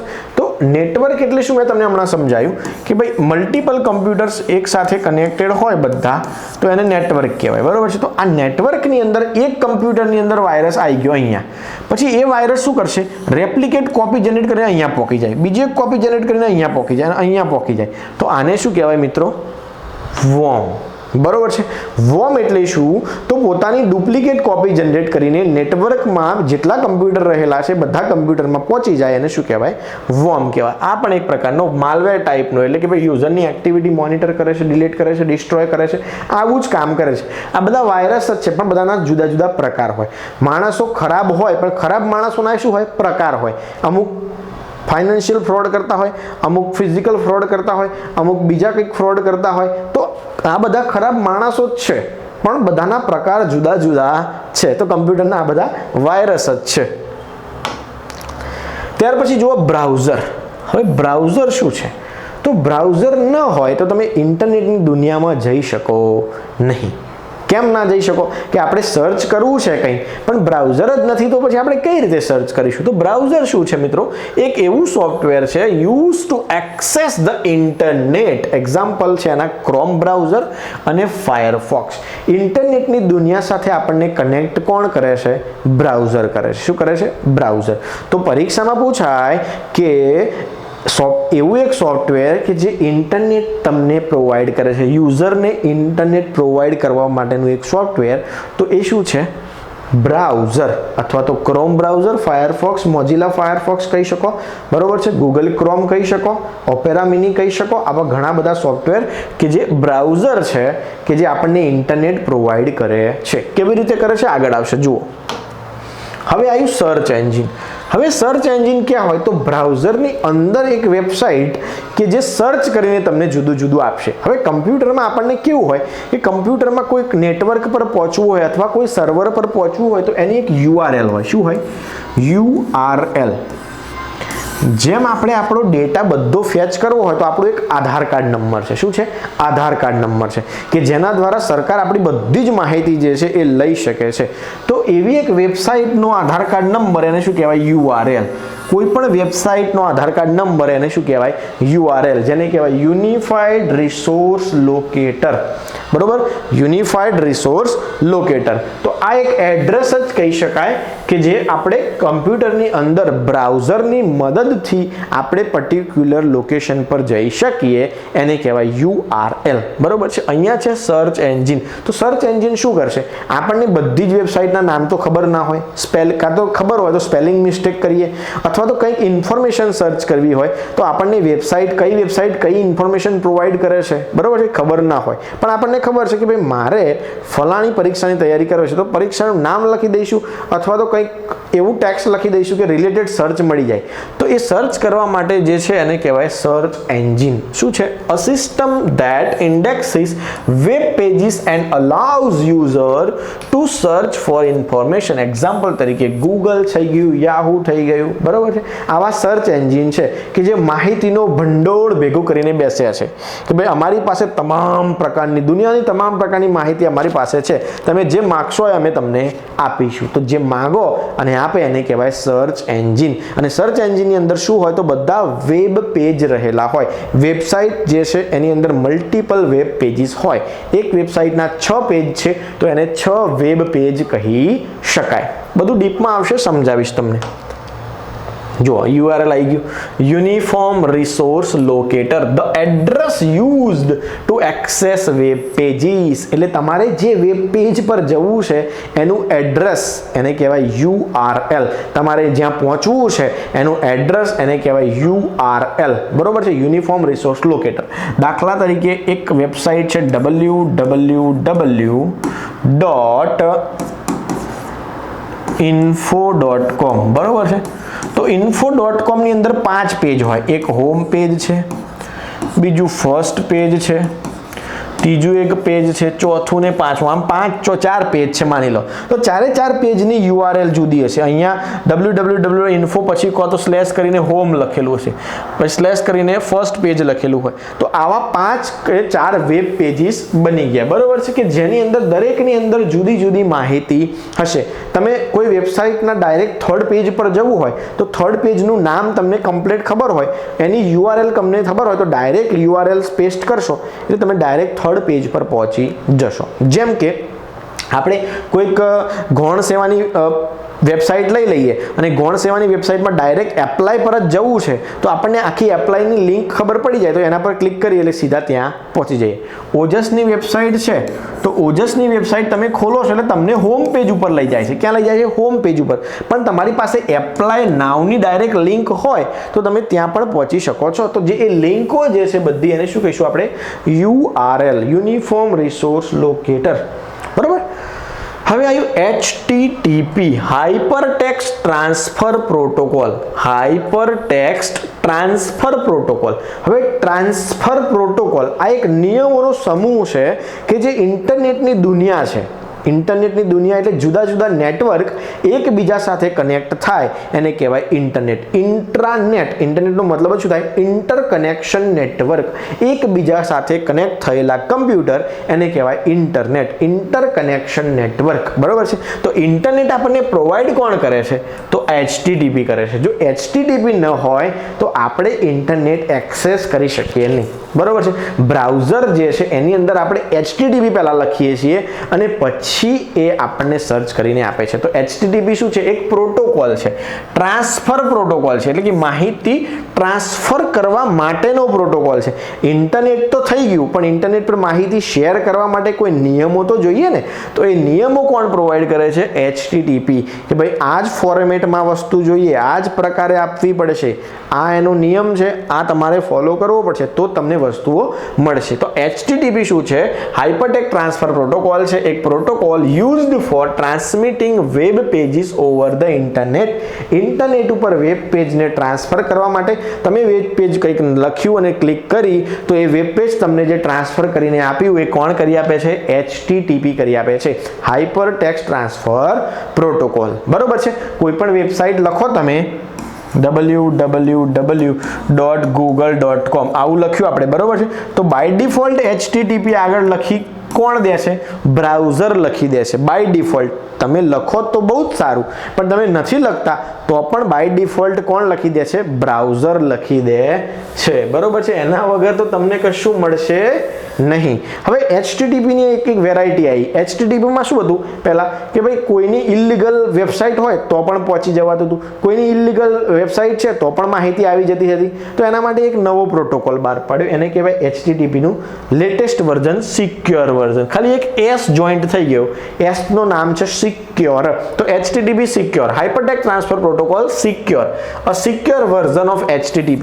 HTTP ની અંદર એક ખામી હતી. કેવી ખામી હતી? કે કોઈ પણ વેબસાઇટ સિક્યોર નથી તો પણ લઈ જાય. યુઝરને લઈ જાય, ફાઇલ ડાઉનલોડ કરાવી દે એટલે પછી વાયરસ આવી જાય, કાં તો ખોટા ફ્રોડ થઈ જાય, આવું બધું થઈ જતું હતું. પણ પછી એક HTTPS નામનો પ્રોટોકોલ આવ્યો. જો HTTP અને HTTPS બંને વર્ક કરે છે. જો તમારી વેબસાઇટ સિક્યોર હશે તો S લાગેલો હશે, સિક્યોર નહીં હોય તો S લાગેલો નહીં હોય. એટલે જ્યારે પણ તમે કંઈક સર્ચ કરો અને જો S લખેલો હોય તો બહુ ચિંતા નહીં કરવાની કે અહીંયા કંઈ નુકસાન થવાનું નથી. પણ જો S ન લખેલો હોય તો પછી તમને થોડુંક નુકસાન થઈ શકે છે. અત્યારના બ્રાઉઝર, લેટેસ્ટ બ્રાઉઝર જે છે એ તમને જણાવી દેતા હોય છે કે ભાઈ ફલાણી વેબસાઇટ સિક્યોર નથી. જો તમારે તેમ છતાં જવું છે, ખાડામાં પડવું છે તો ગો, એટલે કે ક્લિક આપી દેવાય કે અહીંયા જવું જ છે, તો પછી આપણે ક્લિક કરીએ છીએ કે ભાઈ વેબસાઇટ ઉપર અમારે જવું છે, ભલે અહીંયા ખાડો છે પણ અમારે પડવું જ છે. બરોબર છે. અત્યારના બ્રાઉઝર તમને આવું જણાવતા હોય છે. પછી આવ્યું મિત્રો HTML. હવે આપણને ઇન્ટરનેટ ઉપર જુદા જુદા પેજ ઉપર લઈ જાય છે. બરોબર છે. HTTP શું કરે છે, જુદા જુદા URL ના એડ્રેસ છે એના ઉપર આપણને લઈ જાય છે. પણ એ જે પેજ આવે છે, કે જે પેજ આપણે વેબસાઇટ ઉપર દેખાય છે, કોઈ પણ વેબસાઇટ ખોલીએ ત્યારે, એને શું કહેવાય મિત્રો? વેબ પેજ કહેવાય. હવે વેબ પેજ બને છે એ ક્યાં બને છે? આ લેંગ્વેજની અંદર. HTML એટલે હાઇપર ટેક્સ્ટ માર્કઅપ લેંગ્વેજ. આ એક ભાષા છે કે જેની મદદથી આપણે વેબ પેજ તૈયાર કરી શકીએ છીએ. શું તૈયાર કરી શકીએ? The standard language four creating web pages. એટલે કે વેબ પેજ ક્રિએટ કરવા માટેની કોઈ ભાષા હોય તો એનું નામ છે HTML. બરોબર છે. ત્યાર પછી આવ્યું CSS. હવે HTML શું કરે છે? તો HTML મિત્રો આપણને એક આપણું પેજ છે, બરોબર છે, અહીંયા હોમ પેજ છે, બરોબર છે આપણું, અહીંયા આપણું એક ફોર્મ છે, એની અંદર નામ, એડ્રેસ, મોબાઈલ નંબર, આવી 5 ફિલ્ડો છે માની લો. બરોબર છે. આવી 5 ફિલ્ડો છે. તો આ 5 ફિલ્ડો બનાવી આપણે કાની અંદર? HTML ની અંદર. HTML ની અંદર બની ગયું.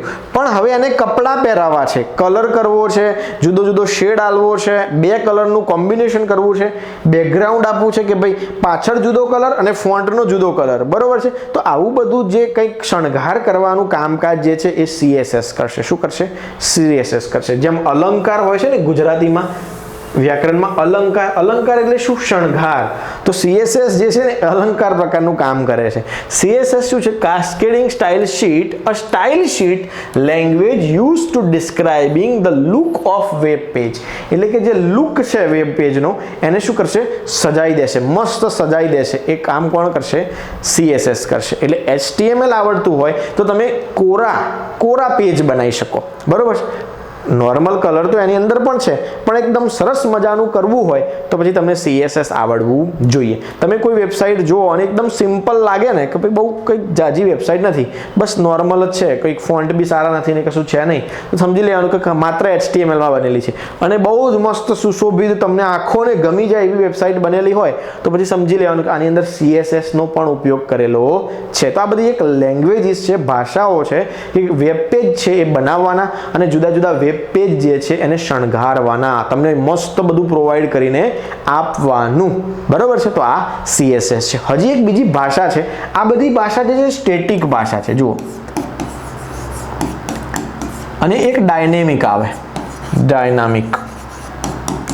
જો સ્ટેટિક અને ડાયનેમિક. તો સ્ટેટિક ભાષા શું કરે કે ભાઈ તમે એક ફોર્મ બનાવ્યું, બરોબર છે, આમ 5 પેજનું ફોર્મ, અને પછી અહીંયા કીધું કે ક્લિક હિયર, બરોબર છે, અથવા તો ઓકે બટન બનાવ્યું, તો અહીંયા ક્લિક કરવાથી બીજા પેજ ઉપર જતું રહેવાય, એક્શન પરફોર્મ થાય, એને કહેવાય ડાયનેમિક વેબ પેજ. શું કહેવાય? Dynamic web page. અહીંયા ક્લિક કરવાથી કશું જ થાય ના, પણ માત્ર ફોર્મ દેખાય, એને સ્ટેટિક વેબ પેજ કહેવાય. શું કહેવાય? Static web page. Static web page એટલે ખાલી બસ બધું તમને દેખાય પણ કશું એક્શન પરફોર્મ થાય નહીં. અહીંયા લખ્યું હોય કે ભાઈ અહીંયા ક્લિક કરો, આ પેજને ઓપન કરવા માટે અહીંયા ક્લિક કરો, પણ એ લખેલું છે પણ એની ક્લિક કરવાથી કંઈ થતું નથી તો એને સ્ટેટિક વેબ પેજ કહેવાય. પણ એની અંદર એક્શન પરફોર્મ થાય એવું પ્રોગ્રામિંગ કરી દીધું તો એને શું કહેવાય? ડાયનેમિક વેબ પેજ કહેવાય. શું કહેવાય? Dynamic web page. ફરીથી સમજો, શાંતિથી સમજો. સ્ટેટિક વેબ પેજ એટલે એવા વેબ પેજ કે જેની અંદર કોઈ એક્શન પરફોર્મ થશે નહીં. તમે કઈ જગ્યાએ ક્લિક કરો અને બીજું જ કંઈક પેજ ખુલે છે તો એ ડાયનેમિક વેબ પેજ કહેવાય કે જેની અંદર કંઈક એક્શન પણ પરફોર્મ થાય છે. પણ એક્શન પરફોર્મ ન થાય, તમારા ક્લિક કરવાથી કશું થાય જ ના, એને કહેવાય સ્ટેટિક વેબ પેજ. નામ આપી દીધું છે કે અહીંયા ક્લિક કરો પણ કંઈ થતું નથી તો એને શું કહેવાય? Static web page. હવે સ્ટેટિક વેબ પેજ જે કઈ ભાષામાં બને છે? એક HTML માં બને છે અને બીજા CSS માં. આમાં સ્ટેટિક વેબ પેજ બને છે, કશું એક્શન પરફોર્મ થતી નથી. HTML માં સાદા વેબ પેજ તૈયાર થાય છે, આની અંદર કલર કામ કરવામાં આવે છે અને મસ્ત સુશોભિત કરી દેવામાં આવે છે. હવે બીજું આવ્યું જાવાસ્ક્રિપ્ટ. જુઓ, જાવાસ્ક્રિપ્ટ HTML ના પેજ બનાવે છે, એની અંદર કલર કામ પણ કરે છે અને એક્શન પણ પરફોર્મ કરી શકે છે. એટલે કે તમે ક્લિક કરો અને બીજા પેજ ઉપર જઈ શકે પણ છે તો એને શું કહેવાય? A programming language use to create dynamic content on website. તો વેબસાઇટમાં ડાયનેમિક કન્ટેન્ટ તૈયાર કરવા માટે જે વપરાય એને શું કહેવાય? જાવાસ્ક્રિપ્ટ. બરોબર છે? તો એકદમ માઇન્ડમાં ક્લિયર કરી લેજો બધું. ત્યાર પછી જુઓ કેશ. તો આ શું છે? એક પ્રકારની મેમરી છે કે જે ડેટા વારંવાર ઉપયોગ થતો હોય ને એને પછી શું કરે? કેશ મેમરીમાં લાઈને મૂકી દે કે ભાઈ આ ભાઈને તો ઘડીએ ને ઘડીએ આ વસ્તુની જરૂર પડે છે એટલે લાઈને મૂકી દઈએ. આપણે ટેબલ ઉપર એવી જ વસ્તુઓ રાખતા હોય. ટેબલની નીચે 5 ખાના છે પણ ટેબલની ઉપર શું રાખીએ આપણે કે જે વારંવાર જરૂર પડે, જેમ કે પેનની જરૂર પડે, સ્ટેપલરની જરૂર પડે. બરોબર છે? આવી નાની મોટી વસ્તુઓ હોય એને આપણે ટેબલની ઉપર રાખીએ છીએ, બાકી બધું ટેબલમાં નીચે રાખીએ છીએ. એમ કમ્પ્યુટરની અંદર બધું ક્યાં સ્ટોર થયેલું હોય? હાર્ડ ડિસ્કની અંદર સ્ટોર થયેલું હોય, સેકન્ડરી સ્ટોરેજ ડિવાઇસીસની અંદર સ્ટોર થયેલું હોય. જ્યારે અમુક એવી જગ્યાએ સ્ટોર થાય કે જે વારંવાર ઉપયોગમાં આવે છે તો વારંવાર ઉપયોગમાં આવે એવી મેમરી કઈ મેમરી? Cache memory. તો મેમરી છે એક ટેમ્પરરી સ્ટોરેજ એરિયા છે કે જે ફ્રીક્વન્ટલી એક્સેસ ડેટા કે જે તમારે વારંવાર જે ડેટાની જરૂર પડે છે એને લાઈને ક્યાં મૂકવાનો? Cache memory. તો એક ટેમ્પરરી મેમરી છે કેશ. ત્યાર પછી આવ્યું કૂકી. હવે કૂકી શું છે? તો કૂકી એટલે શું? તો તમે વેબસાઇટ જ્યારે ઓપન કરો, કોઈ એવી વેબસાઇટ કે જ્યાં આઈડી પાસવર્ડ અથવા તો એડવર્ટાઇઝ આવતી હોય, એવું કંઈક આવતું હોય તો એ વેબસાઇટ શું કરે ખબર છે? તમારી કૂકી સેવ કરી દે. કૂકી એટલે યુઝરની માહિતી. અહીંયા જુઓ, a small file stored on users computer by a web browser containing user data. તો તમારો આઈડી પાસવર્ડ, ઈમેલ આઈડી હોય, તમારો કોઈ પાસવર્ડ હોય, યુઝર નેમ હોય, આવી નાની નાની વિગતો જે છે એક ફાઇલ બનાવીને કમ્પ્યુટરમાં સ્ટોર કરી દે. બ્રાઉઝર પોતે એક ફાઇલ બનાવે અને તમારી પર્સનલ માહિતી એમાં સ્ટોર કરી દે. એને શું કહેવાય? કૂકી કહેવાય. શું કહેવાય? કૂકી. તો કૂકી શું છે? એક સ્મોલ ફાઇલ છે, નાનકડી ફાઇલ છે, કમ્પ્યુટરમાં સ્ટોર થયેલી હોય અને શું કરે? યુઝરના ડેટાને સ્ટોર કરે કે જે નાના મોટા ડેટા છે, ઇન્ફોર્મ તમે જોયું હશે કે તમારો પાસવર્ડ તમે વારંવાર નાખતા નથી, જો તમે સેવ કરી દો છો, બરોબર છે, પાસવર્ડ, તો એ કૂકીમાં સેવ થઈ જાય અને વારંવાર નાખવો પડે નહીં. બરોબર છે? તો યુઝરનો ડાટા જ્યાં સ્ટોર થયેલો હોય ટેમ્પરરી ફાઇલમાં એને શું કહેવાય? કૂકી કહેવાય. અને કૂકી જનરેટ કોણ કરે? બ્રાઉઝર કરે. યાદ રાખજો, કોણ કરશે? બ્રાઉઝર કરશે. પછી આવ્યું બેન્ડવિડ્થ. તો બેન્ડવિડ્થ શું છે? The amount of data that can be transmitted over a internet in a given time. તમે જોયું હશે કે ભાઈ સ્પીડ માપવામાં આવે છે કે 1 સેકન્ડમાં કેટલા ડેટા ટ્રાન્સફર થયા. તો જે ડેટા ટ્રાન્સફર થયા પર્ટિક્યુલર ટાઈમમાં એને શું કહેવાય?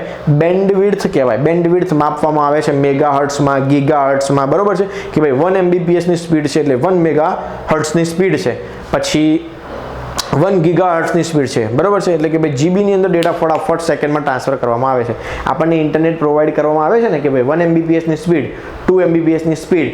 તો આ જે સ્પીડ છે એ સેકન્ડોમાં જેટલો ડેટા ટ્રાન્સફર થાય, 1 સેકન્ડમાં જેટલા ડેટા ટ્રાન્સફર થાય એને શું કહેવાય? બેન્ડવિડ્થ કહેવાય. શું કહેવાય? બેન્ડવિડ્થ કહેવાય. ત્યાર પછી ક્લાઉડ કમ્પ્યુટિંગ. હવે ક્લાઉડ કમ્પ્યુટિંગ એટલે શું? તો ક્લાઉડ એટલે વાદળો થાય. શું થાય? વાદળો. તો ક્લાઉડ કમ્પ્યુટિંગનો મતલબ શું થાય કે એવી એક મેમરી અથવા એવો એક સોફ્ટવેર અથવા એવી એક સ્ટોરેજ ડિવાઇસીસ કે જે તમને ફિઝિકલી જોવા મળશે નહીં પણ તમે એનો વપરાશ કરી શકશો. જુઓ, the delivery of computing services over the internet ઇન્ટરનેટના મારફતેથી તમે કોઈક સર્વિસ મેળવી શકશો અથવા તો તમારો ડેટાને સ્ટોર કરી શકશો, પાછો પણ મેળવી શકશો, પણ તમે જોઈ શકશો નહીં. જોઈ ઇન ધ સેન્સ કે તમને ખબર ના હોય ક્યાં એક્ઝિસ્ટ કરે છે. ક્લાઉડ વાદળો છે તો વાદળો ક્યાંથી આવ્યા ના ખબર હોય, બરોબર છે, પણ વાદળો દેખાય છે. તો એ પ્રમાણે એક વર્ચ્યુઅલ મેમરી અથવા તો વર્ચ્યુઅલ સર્વિસીસ જનરેટ કરેલી છે કે જે તમને જુદી જુદી સર્વિસ પ્રોવાઈડ તો કરે છે પણ તમને દેખાતા નથી, બરોબર છે. તો આને કહેવાય ક્લાઉડ કમ્પ્યુટિંગ.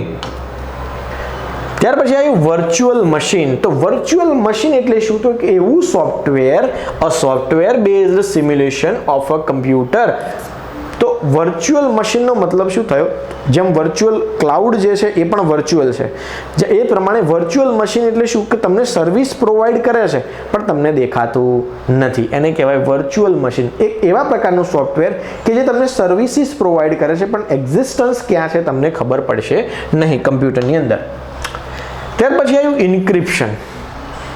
ઇન્ક્રિપ્શન અને ડિક્રિપ્શન બે વસ્તુ હોય. તો ઇન્ક્રિપ્શન શું છે સમજો પહેલા.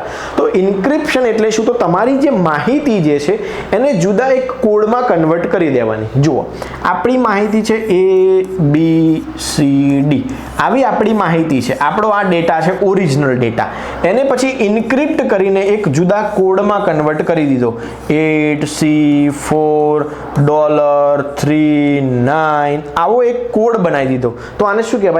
ઇન્ક્રિપ્શન કહેવાય. શું કહેવાય? ઇન્ક્રિપ્શન. કે આપણો ઓરિજિનલ ડેટા છે એને એક બીજા જ ફોર્મમાં કન્વર્ટ કરી દીધો કે થર્ડ પાર્ટીને ખબર પડે ને કે આ એકચ્યુઅલી શું છે, બરોબર છે. આ ABCD લખેલું છે પણ અહીંયા લાગે છે ABCD? ના લાગે. તો આ જે ઓરિજિનલ ડેટાને ઇન્ક્રિપ્ટેડ ડેટામાં અથવા તો કોઈક અલગ જ કોડમાં કન્વર્ટ કરે એને કહેવાય ઇન્ક્રિપ્શન. જુઓ શું લખેલું છે? The process of converting data into a code prevent unauthorise access. આ કેમ કરવામાં આવે છે? કે લોકો તમારી માહિતી ચોરી કરી શકે નહીં એટલા માટે. અનઓથોરાઇઝ એક્સેસનો મતલબ શું થાય? કે કોઈ અનનોન વ્યક્તિ તમારી માહિતી જે છે એનો ચોરી નહીં કરી શકે, ડેટાને ગેધર્ડ એટલે લઈ નહીં શકે. એના માટે આ ડેટાને શું કરવામાં આવે છે? ઇન્ક્રિપ્શન કરવામાં આવે છે. હવે બીજું આવ્યું ડિક્રિપ્શન. તો ડિક્રિપ્શન શું છે? The process of converting encoded data back to its original form. મેં તમને કીધું કે ઇન્ક્રિપ્શન અને ડિક્રિપ્શન બે હોય. અહીંયાથી માહિતી શેર થઈ, એ નામના કમ્પ્યુટરમાંથી માહિતી શેર થઈ, વચ્ચે કોડમાં કન્વર્ટ થઈ ગઈ અને પછી બી નામના કમ્પ્યુટરમાં જવાની છે, બરોબર છે. તો આ કોડને પાછો ડિક્રિપ્ટ તો કરવો પડશે ને. અહીંયા ઇન્ક્રિપ્શન થઈને કોડ બની ગયો અને ડિક્રિપ્શન થઈને બી નામના કમ્પ્યુટર સુધી તો પહોંચવો જોઈએ ને, બરોબર છે. તો જે પાછો કોડ કન્વર્ટ થયો છે એને પાછો ઓરિજિનલ ફોર્મમાં કન્વર્ટ કરવાની પ્રોસેસને શું કહેવાય? ડિક્રિપ્શન કહેવાય. હવે જુઓ કોમ્પ્રેશન. કોમ્પ્રેશન નામ જ છે, કોમ્પ્રેશન એટલે આમ દબાવવું, બરોબર છે, આમ દબાઈને ભરવું. કોમ્પ્રેશન એક સિમ્પલ ભાષામાં સમજો પહેલા તો કે ભાઈ એક કોથળી છે અથવા કોઈ જબલું છે કે જેની અંદર 10 પેકેટ સમાય એવા છે, બરોબર છે. 10 પેકેટ સમાય એવા છે. અથવા તો આપણે કોથળાનું જ ઉદાહરણ લઈએ. જો કોઈએ કોથળો જોયો હોય, લગભગ તો બધાએ જોયો હશે, કોઈ એવા અમીર ઓલાદ હોય તો ખબર નહીં હોય, બાકી કોથળાની કેપેસિટી 50 કિલો કે 60 કિલોની હોય, પણ આપણે આમ દબાઈને ભરીએ છીએ ને બધી વસ્તુઓ, બરોબર છે. તો એની અંદર થોડુંક વધારે ભરાઈ જાય, બરોબર છે, થોડુંક વધારે ભરાઈ જાય એટલે એને શું કહેવાય? કોમ્પ્રેશન કહેવાય, બરોબર છે. તો ફાઇલની અંદર પણ એવું જ હોય કે ભાઈ તમારો ડેટા જે છે એ ડેટાને આમ દબાઈને ફિટ કરીને આમ મસ્ત પેક કરી દેવામાં આવે, એને કહેવાય કોમ્પ્રેશન. જુઓ, reducing the size of file to save space or transmission time. તો જુઓ, તમારો જે ફાઇલ છે, બરોબર છે, કમ્પ્યુટરમાં જે ફાઇલો છે 10 ફાઇલો છે, તો એ 10 ફાઇલો જે છે એને એક જ કોમ્પ્રેશન કરીને એક ફોલ્ડરમાં ફિટ કરી દીધી. કોમ્પ્રેશન એટલે દબાઈને એક ફોલ્ડરમાં ફિટ કરી દીધી અને એની અંદર જે રિડન્ડન્ટ ડેટા હશે, ડુપ્લિકેટ ડેટા હશે એને શું કરી દેશે? રિમૂવ કરી દેશે. શું કરશે? રિમૂવ કરી દેશે. કોમ્પ્રેશનની અંદર એકચ્યુઅલી શું થાય મિત્રો? તમારી પાસે 10 ફાઇલો છે. શું છે? 10 ફાઇલો છે અને એની એક કોમ્પ્રેશન ફાઇલ બનાવી તમે. કોમ્પ્રેશન ફાઇલ એટલે કે zip ફાઇલ તમે બનાવી દીધી. તો આ 10 ફાઇલો ક્યાં આવી જશે? અહીંયા આવી જશે. અને આ 10 ફાઇલની અંદર રિડન્ડન્સી હશે એટલે કે ડુપ્લિકેટ ફાઇલ હશે તો એ દૂર કરીને એક જ રાખશે. એક ફાઇલની અંદર 10 એવી ડુપ્લિકેસી આવી તો 9 ડુપ્લિકેશનને ડિલીટ કરી દેશે એટલે સાઇઝમાં શું થઈ જશે? ઘટાડો થઈ જશે. સાઇઝમાં ઘટાડો થાય એટલે જલ્દી સેન્ડ થાય, સ્પીડ ઇન્ટરનેટ ઉપર જલ્દી માહિતી શેર કરી શકાય, કોપી પેસ્ટ ફાસ્ટ થઈ શકે, બરોબર છે. તમારો ટાઈમ પણ સેવ થઈ શકે અને સ્પેસ પણ સેવ થઈ શકે. તો કોમ્પ્રેશન શું છે? તો તમારો સ્પેસ બચાવવા માટે અને સાઇઝ વધારવા માટે, સાઇઝ ઘટાડવા માટે ફાઇલની અને વધારે વસ્તુ સ્ટોર થાય એ માટે સ્પેસ શું કરે, બચાવે. તો આને શું કહેવાય, કોમ્પ્રેશન. સિમ્પલ છે એકદમ. ત્યાર પછી આવ્યું બેકઅપ. બેકઅપ એટલે શું? તો મિત્રો આપણે આપણી માહિતી જે છે એ ડિલીટ થઈ જાય તો ફરીથી પાછી મેળવી શકીએ એના માટે બેકઅપ કરવામાં આવે છે. તો જુઓ, અ copy of data made to protect against the data loss. જ્યારે તમારો ડેટા લોસ થઈ જાય એ ટાઈમે તમે પાછો ડેટા મેળવી શકો. તો ક્યારે મેળવી શકો? જ્યારે તમે બેકઅપ લીધો હોય ત્યારે. તો બેકઅપ શું છે? એક કોપી છે, તમારા ઓરિજિનલ ડેટાની એક બીજી એક કોપી છે કે જે તમે ડેટા લોસ સમયે તમે મેળવી શકશો. પછી આવ્યું રીસ્ટોર. હવે રીસ્ટોર એટલે શું? તો જે ડેટા ડિલીટ થઈ ગયો છે, કોઈ એવું થયું કે ભાઈ આપણું કમ્પ્યુટર ફોર્મેટ થઈ ગયું અથવા તો ડિલીટ થઈ ગયું, તો જે બેકઅપ લીધો હતો એ બેકઅપને પાછો લાવવો એને શું કહેવાય? રીસ્ટોર કહેવાય. The process of returning data its original state after backup. Backup કર્યા પછી પાછો ડેટાને ઓરિજિનલ ફોર્મમાં લાવવો એને કહેવાય રીસ્ટોર. પછી આવ્યું વાયરસ. તો મેં હમણાં જ કીધું કે વાયરસ એટલે શું? કે કમ્પ્યુટરને નુકસાન કરે એવા માણસો એટલે virus. A malicious program that can replicate itself and spread to other computers. તો વાયરસ એકચ્યુઅલી શું હોય? વાયરસ ખાલી ને ખાલી એક વખત આવીને આમ જોઈ ના રહે, પણ વાયરસ શું કરે ખબર છે? પોતાની રેપ્લિકેટ કોપી જનરેટ કરતા જ જાય. એટલે એક રીતે શું થાય? કમ્પ્યુટર સ્લો થાય. કેમ કે ભાઈ ફાઇલ 10 MB ની ફાઇલ આવી ગઈ છે, કોઈ વાયરસની ફાઇલ 10 MB ની છે, માની લો 10 MB ની એક સાઇઝની ફાઇલ આવી ગઈ અને પોતાની કોપી જનરેટ કરે જ જાય છે અને 100 ફાઇલો બનાવી દીધી. બીજી 10 MB ની એક ફાઇલ હતી ને બીજી 100 ફાઇલો એને જનરેટ કરી દીધી. તો કમ્પ્યુટરમાં સ્પીડ શું થઈ જશે? ઘટી જશે. કેમ કે સાઇઝ જે છે તમારી કમ્પ્યુટરની એ સાઇઝ ફૂલ થતી જાય એટલે સ્પીડમાં શું થાય? ઘટાડો થાય. બરોબર છે? તો આ કમ્પ્યુટરનો વાયરસ જે છે એ પોતાની રેપ્લિકેટ કોપી જનરેટ કરે જ જશે અને નેટવર્કની અંદર બધા કમ્પ્યુટરો જે છે ત્યાં પહોંચી જશે અને કમ્પ્યુટરમાં તો પોતાની ફાઇલો વધારશે જ, પણ બીજા નેટવર્કમાં પણ કમ્પ્યુટરો કનેક્ટ હોય ત્યાં પહોંચાડી દેશે. તો વાયરસ શું છે? એક પ્રોગ્રામ છે કે જે પોતાની કોપીને જનરેટ કરતો રહેશે. હવે આવ્યું સ્પાયવેર. લગભગ સ્પાયવેર જોઈ લીધું આપણે, હે ને? Software that secretly record information about user activities. તો સ્પાયવેર ફરીથી આવ્યું. તો સ્પાયવેર શું કરશે? કશું ડિલીટ નહીં કરે, પણ યુઝરની તમામ એક્ટિવિટી પર નોંધ રાખશે. આમ જોતું રહેશે કે ભાઈ આ પાર્ટી જે છે કયા પ્રકારનું કામ કરે છે અને જે એનો માલિક હોય એને પછી ડેટા પહોંચાડી દેશે. ત્યાર પછી આવ્યું એડવેર. તો એડવેર શું છે? એડવેર એટલે મિત્રો તમે કોઈ એવી વેબસાઇટ પર જાઓ, બરોબર છે? તમે જોયું છે કે અમુક એવી વેબસાઇટો છે કે જે તમે જાઓ ને તરત એડવર્ટાઇઝમેન્ટ ઢગલો એડવર્ટાઇઝમેન્ટ તમારે એક સાથે ખુલી જશે અથવા તો મલ્ટિપલ પેજીસ ખુલી જશે જુદા અને ત્યાં બધે એડવર્ટાઇઝ જ આવતી છે. તો સોફ્ટવેર ધેટ ઓટોમેટિકલી ડિસ્પ્લેઝ એડવર્ટાઇઝમેન્ટ એને કહેવાય એડવેર.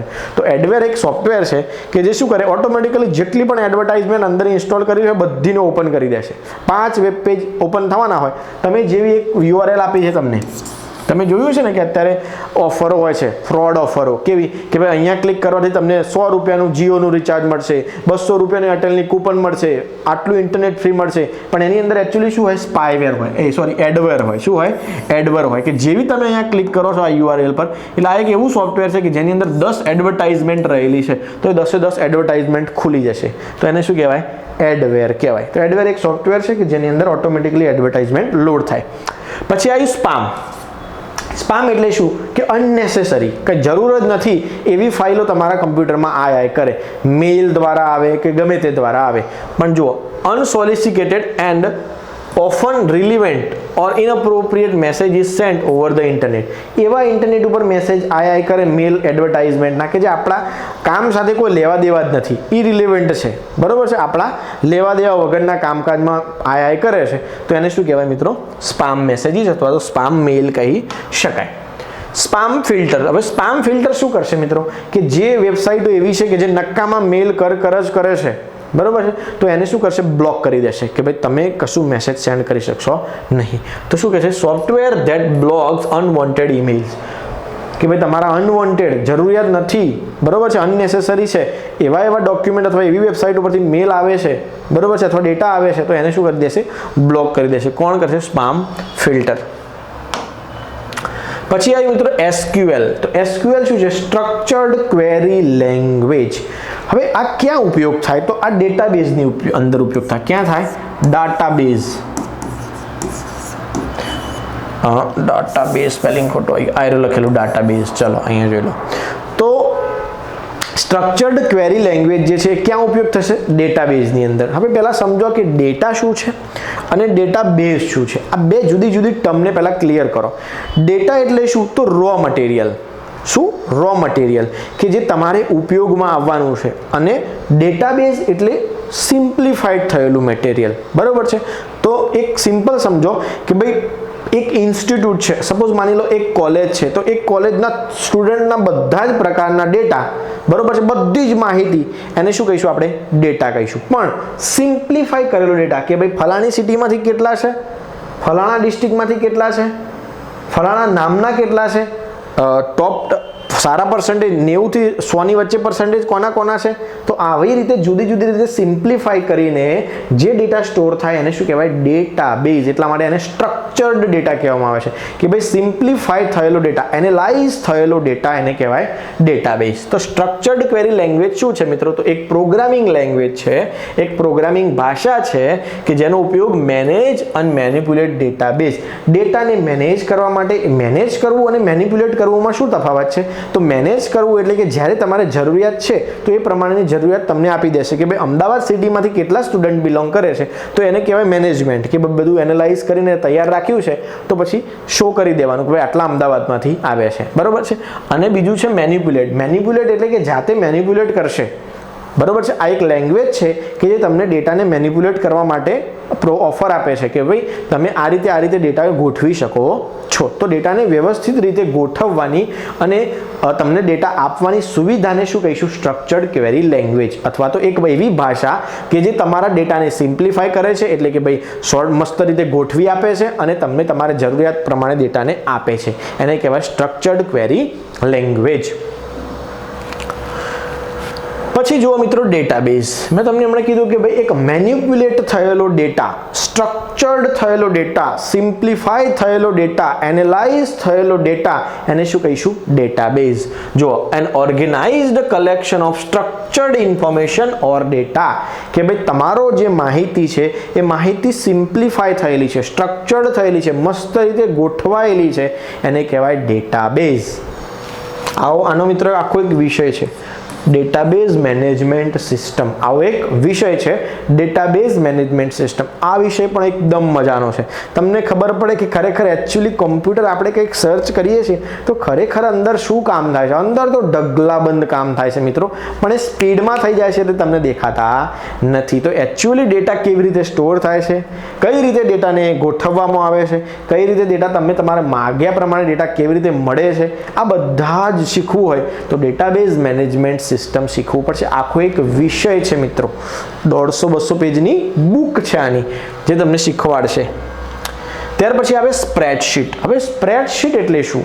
તો રો અને કોલમ, રો અને કોલમમાં ડેટા ગોઠવેલા હોય એને શું કહેવાય સ્પ્રેડશીટ। જુઓ, a digital document where data is organized in row and column। તો રો અને કોલમમાં ડેટા ગોઠવેલા હોય એને શું કહીશું મિત્રો સ્પ્રેડશીટ। તો સ્પ્રેડશીટનું સોફ્ટવેર કયું? MS Excel. એક્સેલની અંદર રોમાં અને કોલમમાં ડેટા જોવા મળે છે ને, તો એને શું કહીશું સ્પ્રેડશીટ। વર્ડ પ્રોસેસર, તો ટેક્સ્ટ ફોર્મમાં જે ડેટા હોય એને શું કહેવાય word processor. Software use to creating and editing text document. Text ફોર્મમાં ડેટા છે પણ તમે એને એડિટ પણ કરી શકો છો, સુધારા વધારા કરી શકો છો, આ બધું જ કરી શકો છો, એને શું કહેવાય વર્ડ પ્રોસેસર, બરોબર છે। ત્યાર પછી આવ્યું પ્રેઝન્ટેશન સોફ્ટવેર। તમારે કંઈક રજૂ કરવું છે પડદા પર તો આ પ્રેઝન્ટેશન ફાઇલ જ છે, પીપીટી ફાઇલ જ છે।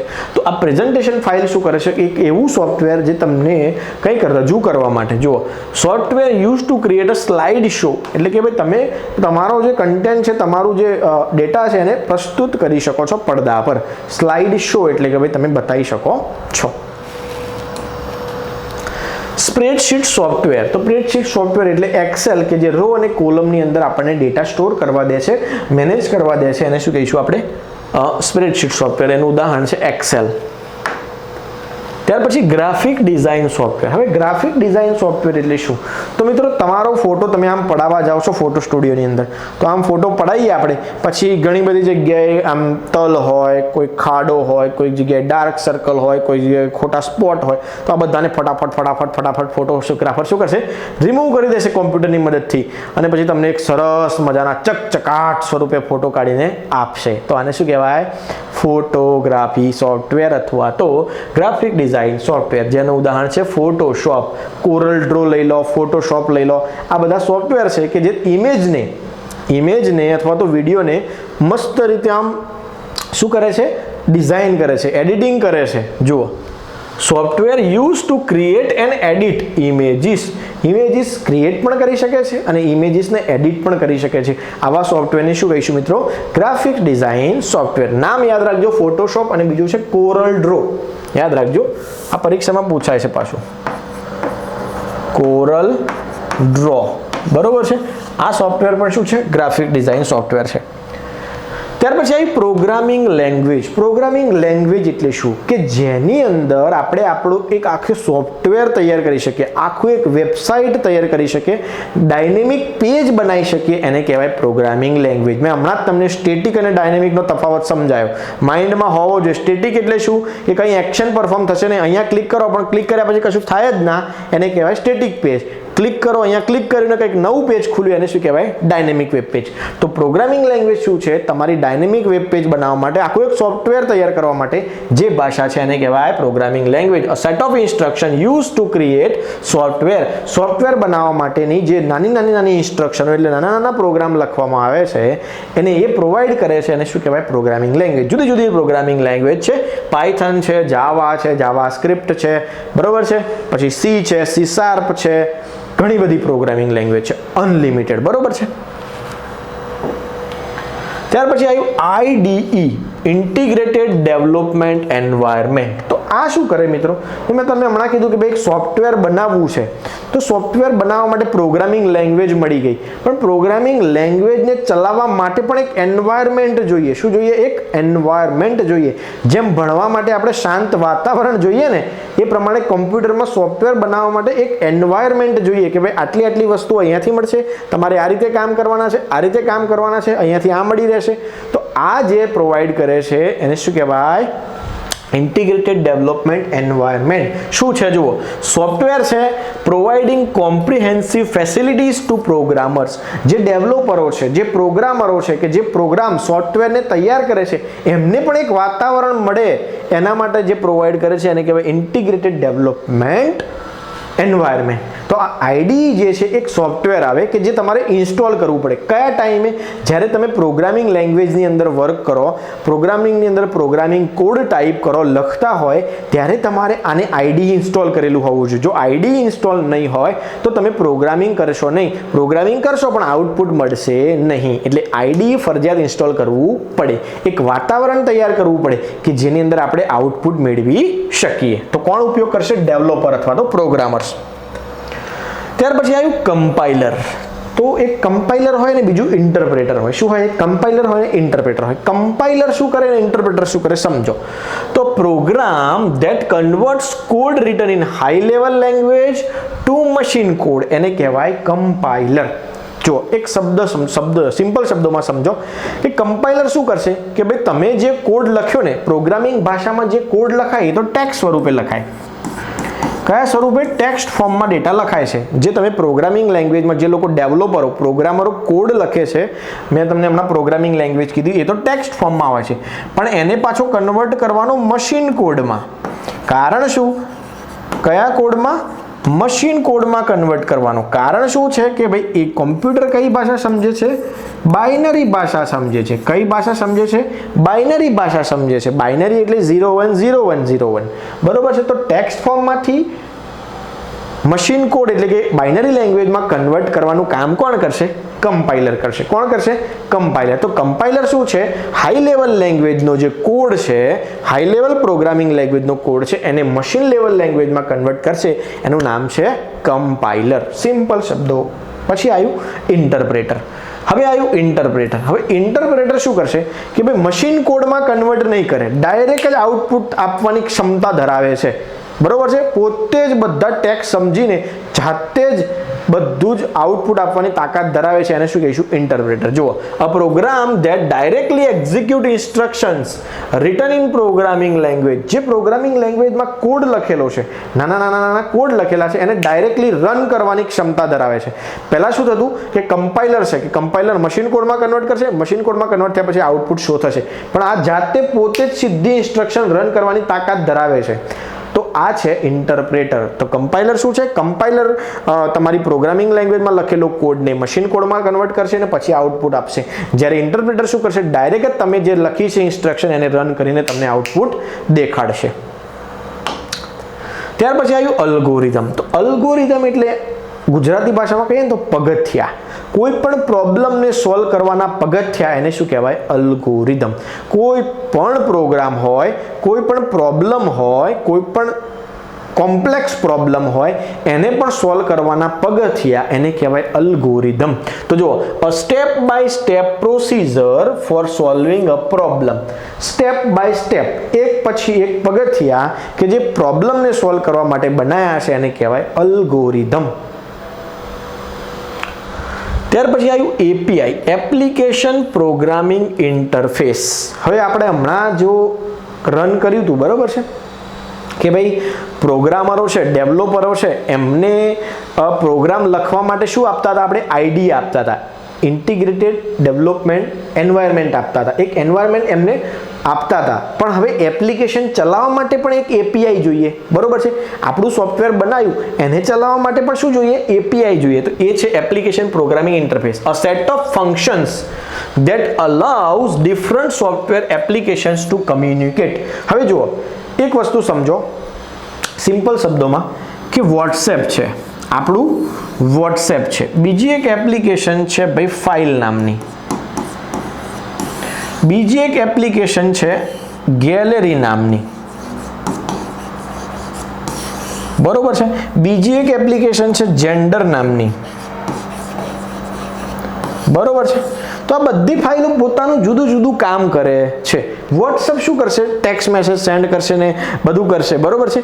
પણ એને જરૂર પડી કે ભાઈ મારે કોઈક ફાઇલ સેન્ડ કરવી છે, પાર્ટીને મારે કોઈક ફોટો સેન્ડ કરવો છે, તો પછી આવો ભાઈ આવી એપ્લિકેશનને કહે છે, ફાઇલ નામની એપ્લિકેશનને, કે તમારી જોડે અહીં ગાડી એક ફાઇલ પડી છે, એ મને આપો, મારે પેલી પાર્ટીને મોકલવાની છે. તો સી લોકેશનની અંદર ફોટો નામના ફોલ્ડરની અંદર એક ફાઇલ પડી છે, એ પછી કોને આપશે? વોટ્સએપને આપશે, ને વોટ્સએપ તમને સેન્ડ કરશે. તો એક એપ્લિકેશન બીજી એપ્લિકેશન સાથે શું કર્યું? કમ્યુનિકેટ કર્યું, કોમ્યુનિકેશન કર્યું, કોલોબરેશન કર્યું. તો આ જે આપે છે એ કોણ આપે છે? એપીઆઈ આપે છે. કોણ આપે છે? API, application programming interface. જ્યાં સુધી એપીઆઈ ઇન્સ્ટોલ નહીં હોય ત્યાં સુધી આ વસ્તુ શક્ય બનશે નહીં. તો એપીઆઈ શું છે? એક એપ્લિકેશનને બીજી એપ્લિકેશન સુધી કોમ્યુનિકેટ કરવાનો એક રસ્તો, માર્ગ પ્રોવાઈડ કરે છે.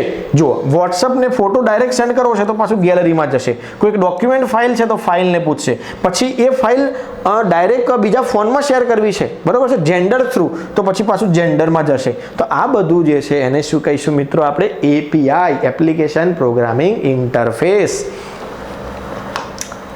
હવે આયા ડ્રાઈવર. ડ્રાઈવર વગર કશું શક્ય નથી, બરોબર છે. બસ ચલાવી હોય તો ડ્રાઈવર જોઈએ ને. એ જ પ્રમાણે કમ્પ્યુટરમાં કોઈ પ્રોગ્રામ રન કરવો છે, કોઈ સોફ્ટવેર રન કરવું છે, કોઈ ડિવાઇસ રન કરવો છે, તો કમ્પલસરી એના ડ્રાઈવર જોઈશે ને જોઈશે જ, બરોબર છે.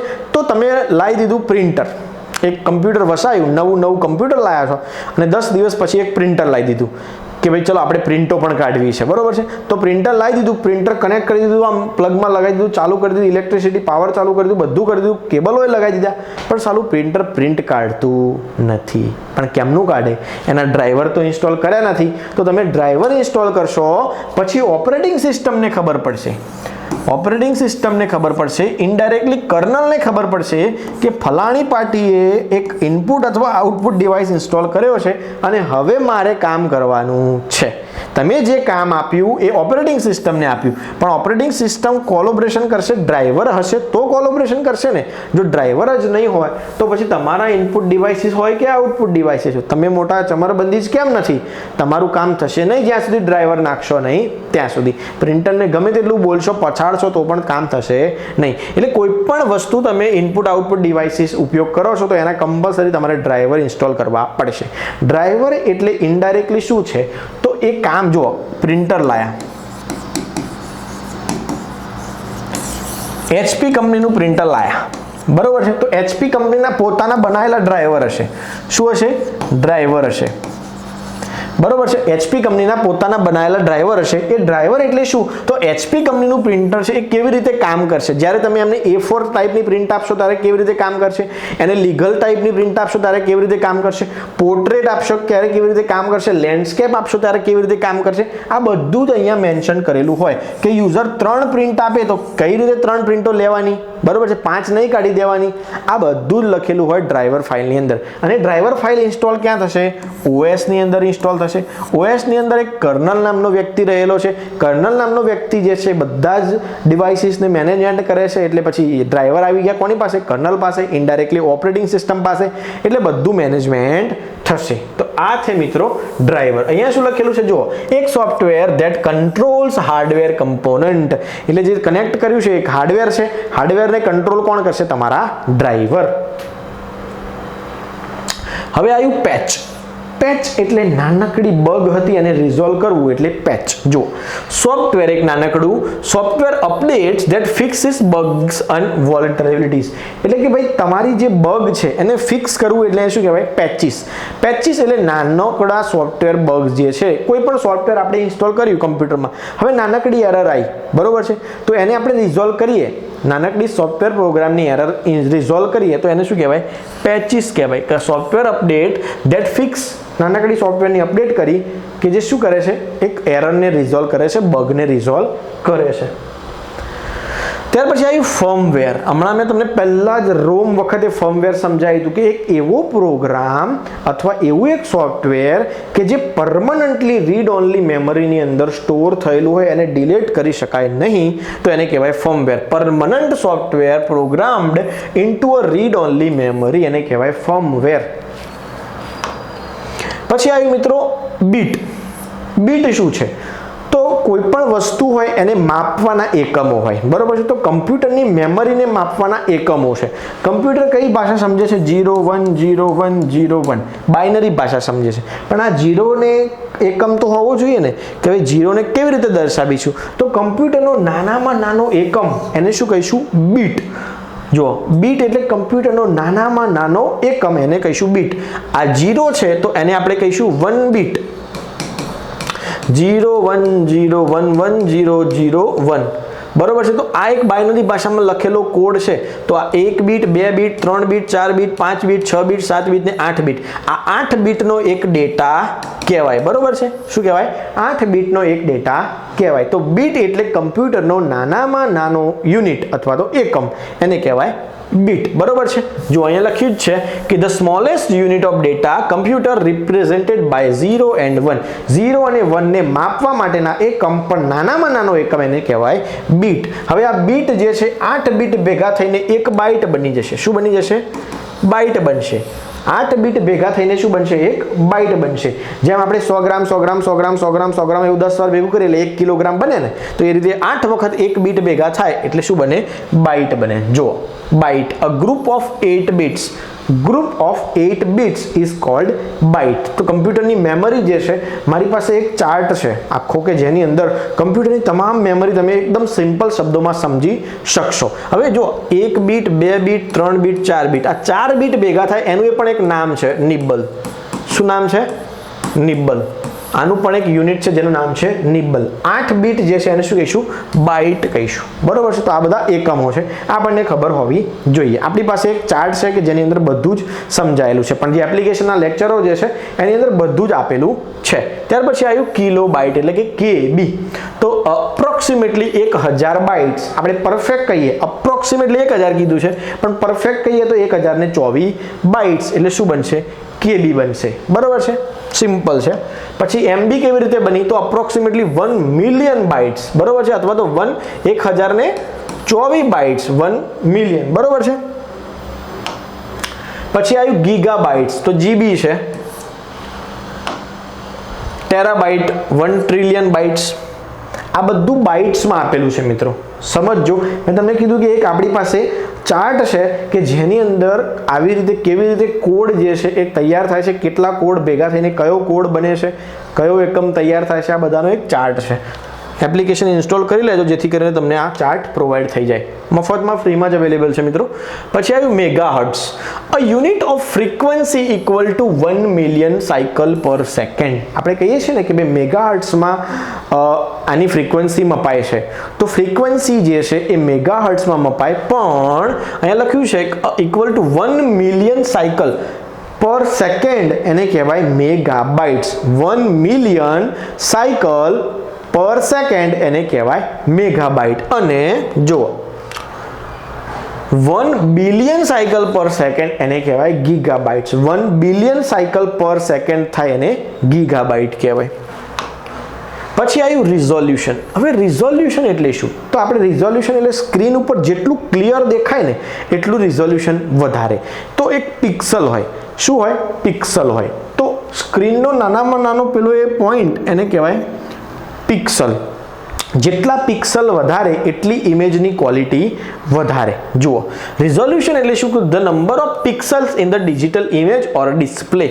ડિસ્પ્લેની અંદર જેટલા પિક્સલ વધારે એટલું રિઝોલ્યુશન વધારે, એટલે કે જેટલા પિક્સલ હોય એ પ્રકારે રિઝોલ્યુશન આવે, બરોબર છે. રિઝોલ્યુશન એટલે મિત્રો નંબર ઓફ પિક્સલ, કેટલા પિક્સલ અંદર છે એને કહેવાય રિઝોલ્યુશન. આપણે કહીએ છીએ ને કે ભાઈ 1080, 720, આ બધું જે છે એ શું છે મિત્રો, પિક્સલ છે. The smallest unit of digital image, image જે છે એનો નાનામાં નાનો યુનિટ એને કહેવાય પિક્સલ, બરોબર છે.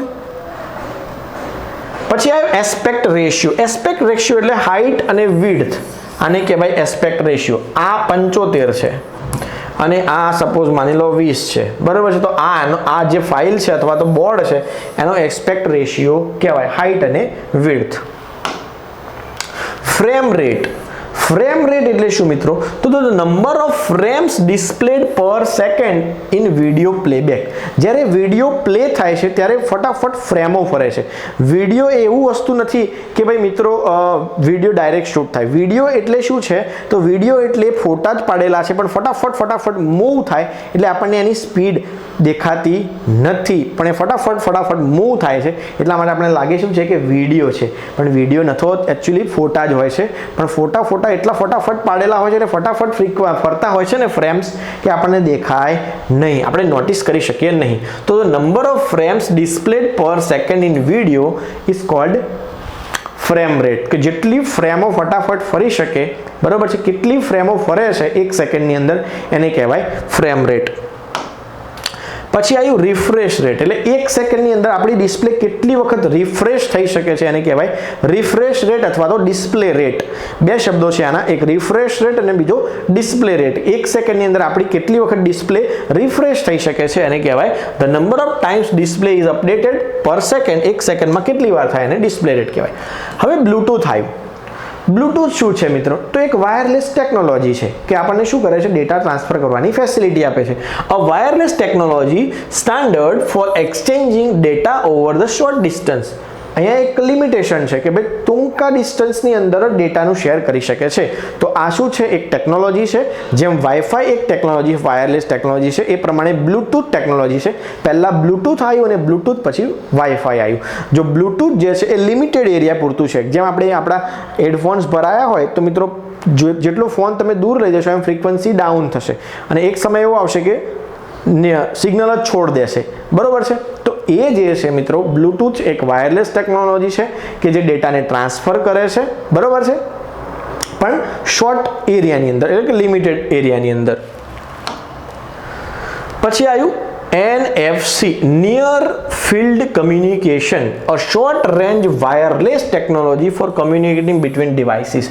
બે કમ્પ્યુટર વચ્ચે શેરિંગ કરવા માટેની એક ટેકનોલોજી છે, એટલી બધી વિકસિત નહોતી થઈ, પણ આ એક ટેકનોલોજીનું નામ છે, પરીક્ષામાં પૂછાઈ ચૂક્યું છે કે NFC શું છે, તો નિયર ફિલ્ડ કોમ્યુનિકેશન, નજીકના કમ્પ્યુટર સાથે કનેક્ટ કરવાની એક ટેકનોલોજી છે, એ પણ વાયરલેસ ટેકનોલોજી છે કે જે એક કમ્પ્યુટરમાંથી બીજા કમ્પ્યુટરમાં ડેટા માહિતીનું શેરેબલ કરી શકાય છે. પછી આવ્યું IoT, internet of things. Internet of things એટલે શું મિત્રો? એકદમ સિમ્પલ છે, સમજો. The network of physical devices connected to the internet. શું કહે છે? The network of physical devices. Physical devices એટલે 1, 2 કમ્પ્યુટર 3 અને કમ્પ્યુટર 4, આ એકબીજા સાથે ફિઝિકલી વાયરથી કનેક્ટ થયેલા છે. શોનાથી થયેલા છે? વાયરથી. ફિઝિકલ ડિવાઇસીસનો મતલબ શું થયો કે આ એક ફિઝિકલ ડિવાઇસ એક્સેસ છે અને કનેક્ટેડ ટુ ધ ઇન્ટરનેટ. જેટલા પણ કમ્પ્યુટર એકબીજા સાથે કનેક્ટેડ છે એને શું કહેવાય? Internet of things. The network of physical devices connected to the internet. Internet સાથે કનેક્ટ થયેલા કમ્પ્યુટર્સ અથવા તો નેટવર્ક, એને કહીશું ઇન્ટરનેટ ઓફ થિંગ્સ. બરોબર છે? આનું પૂરું નામ બહુ પૂછાતું હોય છે. પછી આર્ટિફિશિયલ ઇન્ટેલિજન્સ, તો AI, કમ્પ્યુટર જાતે વિચારી શકે અને તમને ડેટા આપી શકે. કમ્પ્યુટરને શું કરવામાં આવે છે? ડેટા આપી દેવામાં આવે છે, બધો જ પ્રકારનો ડેટા આપી દેવામાં આવે છે. પછી યુઝર માંગે એ પ્રમાણે કમ્પ્યુટર જાતે વિચારી અને પછી તમને ડેટા આપે, આને કહેવાય આર્ટિફિશિયલ ઇન્ટેલિજન્સ. જો the simulation of human intelligence by machine.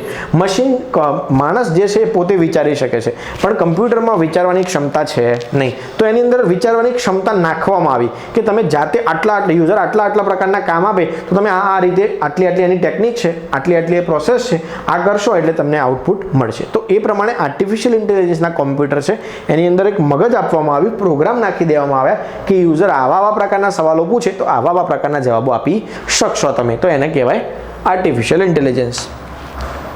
પછી આવ્યું મશીન લર્નિંગ. તો મશીન લર્નિંગ શું છે? A type of AI that allow computers to learn from data. હવે મિત્રો આર્ટિફિશિયલ ઇન્ટેલિજન્સ તો આવી ગયું કે ભાઈ કમ્પ્યુટર જાતે વિચારી શકશે અને પછી તમને આઉટપુટ આપશે. પણ આ જે મશીન લર્નિંગ શું આવ્યું છે?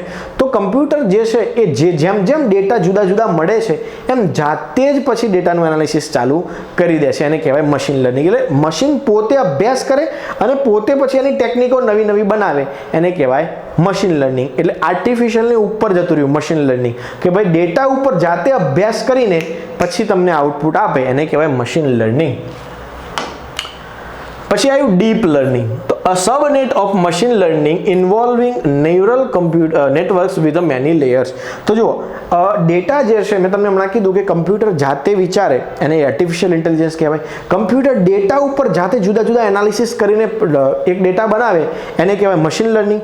અને હવે આવ્યું ડીપ લર્નિંગ. તો ડીપ લર્નિંગ જે છે મશીન લર્નિંગની અંદર જુદા લેયરો છે. શું છે? જુદા લેયરો છે કે ભાઈ એક 100 સ્ટુડન્ટનો એક ડેટા આવ્યો, બરોબર, અને આવી 500 ફાઇલો આવી. તો આ 500 ફાઇલની અંદર ડીપલી ઉતરી અને આ લર્ન કરશે જાતે કે ભાઈ કયા પ્રકારના ડેટા છે, કઈ સિટીમાંથી કોણ છે, એ નંબરવાળા કેટલા છે, એ નામવાળા, બી પરથી નામવાળા કેટલા છે, બરોબર છે, કોના 90 થી 100માં માર્ક્સ આવ્યા છે વધારે. આ બધા જ ડેટાને ડીપલી એનાલાઇઝ કરશે. કોણ? Deep learning. બરોબર છે. પછી આવ્યું બિગ ડાટા. ડાટા એને કહેવાય બિગ ડાટા. તો બિગ ડાટા એટલે શું? કે આખા ભારતની અંદર જેટલા ગ્રેજ્યુએટ લોકો છે આ બધાનો ડેટા, એટલે કેવડો મોટો ડેટા થયો, તો એને કહેવાય બિગ ડાટા. તો જુઓ, the large and complex data sets that require advance analysis technologies, આને કહેવાય બિગ ડાટા. તો બિગ ડાટા એટલે શું મિત્રો? તો કોમ્પ્લેક્સમાં કોમ્પ્લેક્સ ડેટા. હવે માની લો કે ભાઈ આખા ભારતના ડેટા જ મળી ગયા કે ભાઈ જેટલા ગ્રેજ્યુએટ લોકો થયા ભારતમાં એ બધાનો ડેટા ભેગો થયો, એટલે એને કહેવાય બિગ ડેટા. એટલે એને કોમ્પ્લેક્સ ડેટા પણ કહેવાય. કેમ કહેવાય? કે ભાઈ આખા ભારતનો ડેટા એટલે કેટલો મોટો ડેટા થયો યાર. પછી તમારે એને સિમ્પ્લિફાઈ કરવાનો કે ભાઈ ગુજરાતમાંથી કેટલા છે, બેંગ્લોરમાંથી કેટલા છે, રાજસ્થાનમાંથી કેટલા છે, યુપીમાંથી કેટલા છે, એમપીમાંથી કેટલા છે, બરોબર છે. આ બધું સિમ્પ્લિફિકેશન થાય તો આવો એક કોમ્પ્લેક્સ ડેટા જે છે એને એનાલાઇઝ કરવાનું કામ કોણ કરશે? Big data. બરોબર છે. પછી જુઓ બ્લોકચેઇન. હવે બ્લોકચેઇન એટલે શું? તો મિત્રો નેટવર્કમાં રહેલા તમામ કમ્પ્યુટરો એકબીજાને માહિતી શેર કરતા થઈ જાય એને કહેવાય બ્લોકચેન. પણ એનો કોઈ સેન્ટ્રલ હબ હોય નહીં. જુઓ સમજો કેવી રીતે. A decentralize digital ledger use to record transaction across many computers. એટલે શું થઈ ગયું મિત્રો, એક ઇમેજ દોરું છું. જુઓ કમ્પ્યુટર અહીંયા એક કનેક્ટ થયેલું છે, કમ્પ્યુટર આ કમ્પ્યુટર પાછું એક અહીંયા કનેક્ટ થયેલું છે, બીજું એક કમ્પ્યુટર અહીંયા કનેક્ટ થયેલું છે, આ કમ્પ્યુટર આની સાથે કનેક્ટ થયેલું છે, આ કમ્પ્યુટર આની સાથે કનેક્ટ થયેલું છે, અહીંયા પણ એક કમ્પ્યુટર જે છે આની સાથે કનેક્ટ થયેલું છે, આની સાથે પણ કનેક્ટ થયેલું છે, આવું આની સાથે કનેક્ટ થયેલું છે. તો આ એક કોમ્પ્લેક્સ ડેટા બની ગયો કે બધા જ કમ્પ્યુટર ઇનડાયરેક્ટલી નહીં તો ડાયરેક્ટલી એકબીજા સાથે કનેક્ટેડ થઈ ગયા, પણ કંઈક સેન્ટ્રલાઇઝ નથી. સેન્ટ્રલાઇઝનો મતલબ શું થયો, એક સેન્ટ્રલાઇઝ સર્વર છે અને બીજા બધા એની સાથે કનેક્ટ છે, તો આને કહેવાય સેન્ટ્રલાઇઝ નેટવર્ક. પણ આ સેન્ટ્રલાઇઝ નથી, ડિસેન્ટ્રલાઇઝ છે. આની અંદર વચ્ચે કોઈ નથી, બધા એકબીજા સાથે કનેક્ટ થઈ ગયા છે. તો આવું જે છે એને શું કહીશું આપણે, બ્લોકચેન. એટલે કે ડિસેન્ટ્રલાઇઝ નેટવર્ક અને એની અંદર બધા મેની કમ્પ્યુટર્સ કનેક્ટેડ થયેલા હશે. પછી વર્ચ્યુઅલ રિયાલિટી આવી. વર્ચ્યુઅલ રિયાલિટી એટલે શું કે તમને એક VR પહેરાવી દે, વર્ચ્યુઅલ રિયાલિટી, અને પછી તમે સ્વર્ગમાં પહોંચી ગયા, ચંદ્ર પર પહોંચાડી દેશે તમને.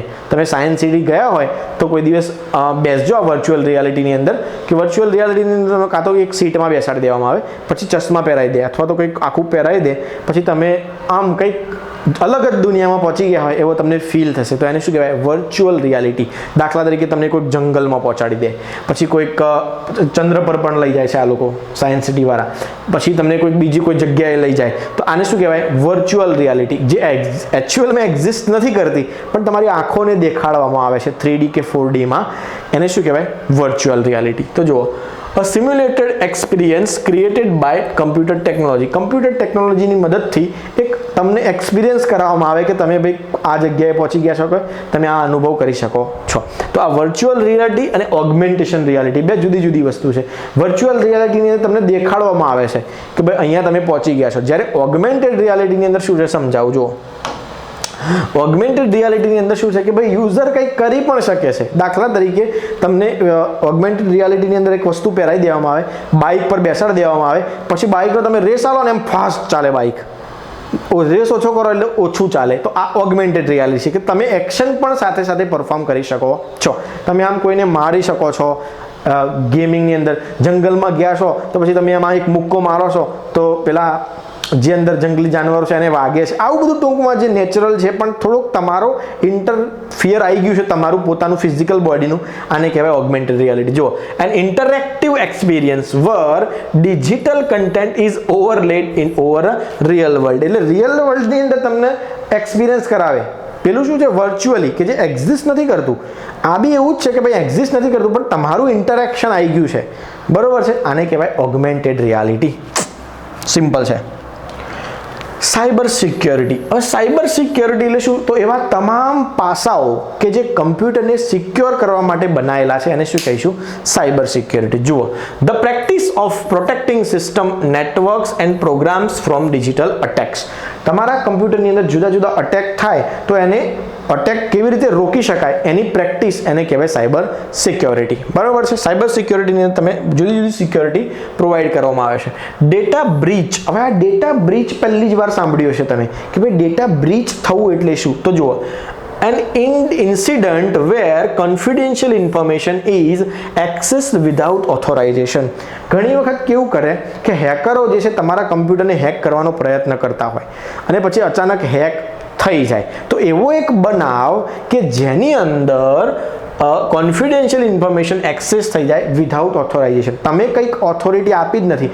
ઘણી વખત કેવું કે આપણે ઓટીપી આપીએ અને કોઈક એક્સેસ કરે આપણું વસ્તુ તો એ ઓથોરાઇઝ કહેવાય કે તમે ઓટીપી આપ્યો હતો, પણ ઓટીપી આપ્યા વગર એક્સેસ થઈ જાય એને શું કહેવાય, અનઓથોરાઇઝ એક્સેસ, કે તમારી પરમિશન લેવામાં નથી આવી તેમ છતાં એક્સેસ થઈ ગઈ, તો એને કહેવાય ડેટા બ્રીચ.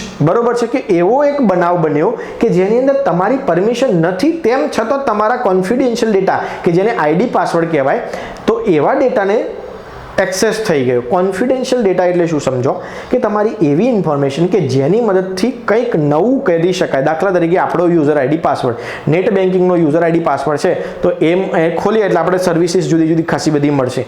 એ જ રીતે કોઈક એપ્લિકેશનનો આઈડી પાસવર્ડ, આપણે એપ્લિકેશનનો આઈડી પાસવર્ડ હોય એ પણ કોન્ફિડેન્શિયલ ડેટા કહેવાય. કેમ કે એની અંદર જુદી જુદી સર્વિસીસ મળવાની છે. બરોબર છે. તો આ કોન્ફિડેન્શિયલ ડેટા જે છે એની ચોરી થઈ જાય અથવા તો અનઓથોરાઇઝ એક્સેસ મળી જાય એને કહેવાય ડેટા બ્રીચ. યાદ રાખજો, સિમ્પલ છે. પછી આવી ટુ ફેક્ટર ઓથેન્ટિકેશન. હવે આ ટુ ફેક્ટર ઓથેન્ટિકેશન એટલે શું? તો મિત્રો અત્યારે ગૂગલ ટુ ફેક્ટર ઓથેન્ટિકેશન આપે છે, અમુક એપ્લિકેશનો પણ આપે છે. તો ટુ ફેક્ટર ઓથેન્ટિકેશન એટલે શું કે તમારી પાસે બે સિક્યોરિટી આપવાની, કે એક ઓટીપી પણ લેવાનો અને બીજો જીમેલમાંથી ઓટીપી પણ લેવાનો. મોબાઈલ ઓટીપી પણ ખરો અને જીમેલ ઓટીપી પણ ખરો. તો આ બંને પાસા તમારા, બંને બે ડોક્યુમેન્ટ લીધા છે કે ભાઈ બે જગ્યાએથી પુરાવા લીધા છે કે ભાઈ વ્યક્તિ એક જ છે કે અથવા વ્યક્તિ સાચો જ છે. બરોબર છે.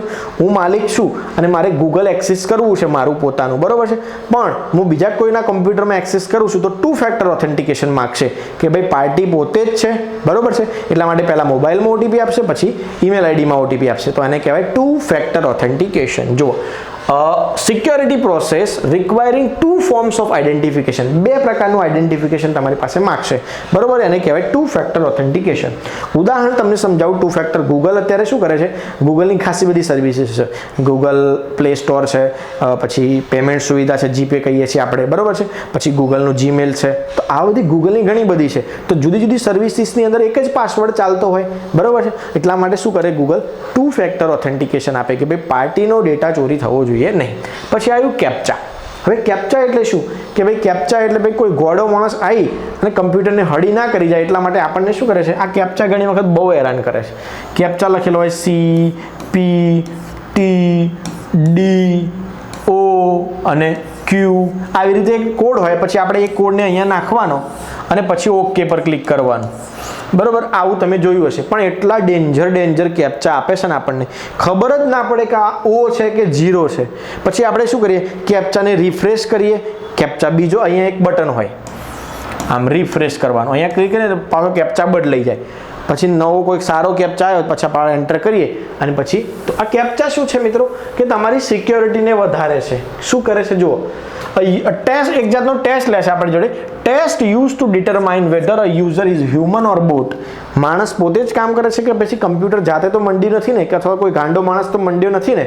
એટલા માટે તમારે કેપ્ચા એક નાનકડો ટેસ્ટ છે કે જે તમને ચેક કરી આપે કે ભાઈ માણસ છે કે રોબોટ છે. Dark web. ડાર્ક વેબ એટલે કાળી દુનિયા. કાળી દુનિયા, પણ કોની? ઇન્ટરનેટની દુનિયા. ડાર્ક વેબ એટલે કાળી ઇન્ટરનેટની દુનિયા કે જે તમને બ્રાઉઝર પર જોવા નહીં મળે, પણ હેકરોની એક દુનિયા, કે જે લુચ્ચા લોકો છે એમની એક દુનિયા, કે જે ઇન્ટરનેટની મારફતે ફ્રોડ કરે છે, ઇન્ટરનેટના માધ્યમથી લોકોના પૈસા પડાવી લે છે, લોકોનો બ્લેકમેલ કરે છે, લોકોનો ડેટા ચોરી કરે છે. એવી એક દુનિયા કે જે ઇન્ટરનેટની દુનિયા, એને કહેવાય dark web. A part of the internet that is not indexed by search engine and is often used to illegal activities. ખોટા કામો કરવા માટેની ઇન્ટરનેટ પરની એક દુનિયા જેને કહેવાય ડાર્ક વેબ. પછી જુઓ VPN, વર્ચ્યુઅલ પ્રાઇવેટ નેટવર્ક. શું છે? VPN છે, virtual private network. A service that created a secure connection over the internet. તો વર્ચ્યુઅલ પ્રાઇવેટ નેટવર્ક એટલે શું કે જેનું તમે નેટવર્ક લીધું હોય, સપોઝ માની લો આપણે એરટેલનું નેટવર્ક લીધું છે, બરોબર છે, બ્રોડબેન્ડ લીધું છે કે ગમે તે કનેક્શન લીધું છે. તો એ જે છે 5 એની કેપેસિટી હોય, 5 ડિવાઇસ કનેક્ટ થાય, 10 ડિવાઇસ કનેક્ટ થાય, તો એક પાસવર્ડ આપે છે, બરોબર છે, સિક્યોરિટી આપે છે આપણને કે ભાઈ વર્ચ્યુઅલ પ્રાઇવેટ નેટવર્ક, કે ભાઈ તમારું નેટવર્ક પ્રાઇવેટ છે, આટલા પ્રકારની બેન્ડવિડ્થ છે, આટલી સ્પીડ છે અને આવો આઈડી પાસવર્ડ નાખશો તો તમારું નેટવર્ક ખુલશે. તો આ એક સર્વિસ છે કે જે નેટવર્ક પ્રોવાઈડ કરે છે. પછી આવ્યું ઓપન સોર્સ સોફ્ટવેર. હવે સોફ્ટવેર બે પ્રકારના હોય, એક ઓપન સોર્સ સોફ્ટવેર અને બીજા પેઇડ સોફ્ટવેર અથવા તો પ્રોપ્રાઇટરી સોફ્ટવેર એને કહેવાય, બરોબર છે. તો ઓપન સોર્સ સોફ્ટવેર એટલે એવા સોફ્ટવેર કે જે બધા જ ફ્રીમાં વાપરી શકે, જ્યારે પ્રોપ્રાઇટરી સોફ્ટવેરની અંદર તમારી પાસે પૈસા લેવામાં આવતા હોય કે તમારે સર્વિસ જોઈએ છે 6 મહિના માટે, તો આટલા પૈસા ભરો, પછી અમે તમને આઈડી પાસવર્ડ આપીએ, પછી તમે આને એક્સેસ કરી શકશો. તો ઓપન સોર્સ એટલે ફ્રી વાપરી શકાય અને ઓપન સોર્સ કહેવાય. તો software with source code that anyone can inspect, modify and enhance. તમે એની અંદર કામ કરી શકો છો, ચેન્જીસ લાવી શકો છો, આ બધું કરી શકો, એને ઓપન સોર્સ કહેવાય. તો ઓપરેટિંગ સિસ્ટમની વાત કરીએ તો ઓપન સોર્સ ઓપરેટિંગ સિસ્ટમ પરીક્ષામાં પૂછાય છે. તો DOS એ શું છે? ઓપન સોર્સ ઓપરેટિંગ સિસ્ટમ છે. બીજી એક યુનિક્સ પણ ઓપન સોર્સ ઓપરેટિંગ સિસ્ટમ છે. DOS નું નામ છે ડિસ્ક ઓપરેટિંગ સિસ્ટમ, બરોબર છે. તો આ બધી ઓપરેટિંગ સિસ્ટમ કેવી હતી? ઓપન સોર્સ હતી. અને અત્યારે વિન્ડોઝ જે છે એ પેઇડ વર્ઝન છે અથવા તો પ્રો પ્રાયોરિટી સોફ્ટવેર છે કે જે આપણી પાસે પૈસા લે છે, પણ અત્યારે આપણે ક્રેક વર્ઝન વાપરીએ છીએ. ઘણા બધા લોકો ક્રેક વર્ઝન વાપરે છે કે જેથી કરીને સોફ્ટવેર જે છે એ આપણે પૈસા ચૂકવવા ન પડે. બરોબર છે. પછી આવી મિત્રો પ્રો પ્રાયોરિટી સોફ્ટવેર. મેં તમને હમણાં જ કીધું કે ભાઈ જો સોફ્ટવેર એવા કે જે તમને ઓન બાય ઇન્ડિવિજ્યુઅલ માલિકીના સોફ્ટવેર કે જે તમારે સર્વિસીસ જોઈતી હોય તમારે પૈસા આપવા પડે, બાકી એના રેસ્ટ્રિક્શન લાગેલા હોય કે ભાઈ આટલું જ જોઈ શકશો, બધું જોવું હોય તો તમારે પ્રીમિયમ લેવું પડશે. કહે છે ને આપણને એમેઝોન પ્રાઇમ, નેટફ્લિક્સ 5-10 વિડીયો કે 25 વિડીયો કે 25 પિક્ચર્સ મફત બતાડે, પછી પૈસા લે. પૂરેપૂરું પ્રીમિયમ જોઈતું હોય તો પૈસા લે. 6 મહિનાનું પ્રીમિયમને સિલ્વર નામ આપી દે, ગોલ્ડ મેમ્બરશિપ, ફલાણું આવું બધું કરતા હોય છે. તો એ બધા સોફ્ટવેર છે એ પ્રો પ્રાયોરિટી સોફ્ટવેર છે. પછી આવ્યો વર્ઝન કંટ્રોલ. વર્ઝન કંટ્રોલ એટલે શું? તો આપણે એન્ડ્રોઈડ ઉપયોગ કરીએ તો એન્ડ્રોઈડનું 11મું વર્ઝન, 12મું વર્ઝન, 13મું વર્ઝન, વિન્ડોઝનું વિન્ડોઝ 9, વિન્ડોઝ 10, વિન્ડોઝ 7 આવી ગયું છે ને આવું બધું. તો આ વર્ઝન કંટ્રોલ કહેવાય કે ભાઈ થોડીક અપડેટ કરીને આપી દે.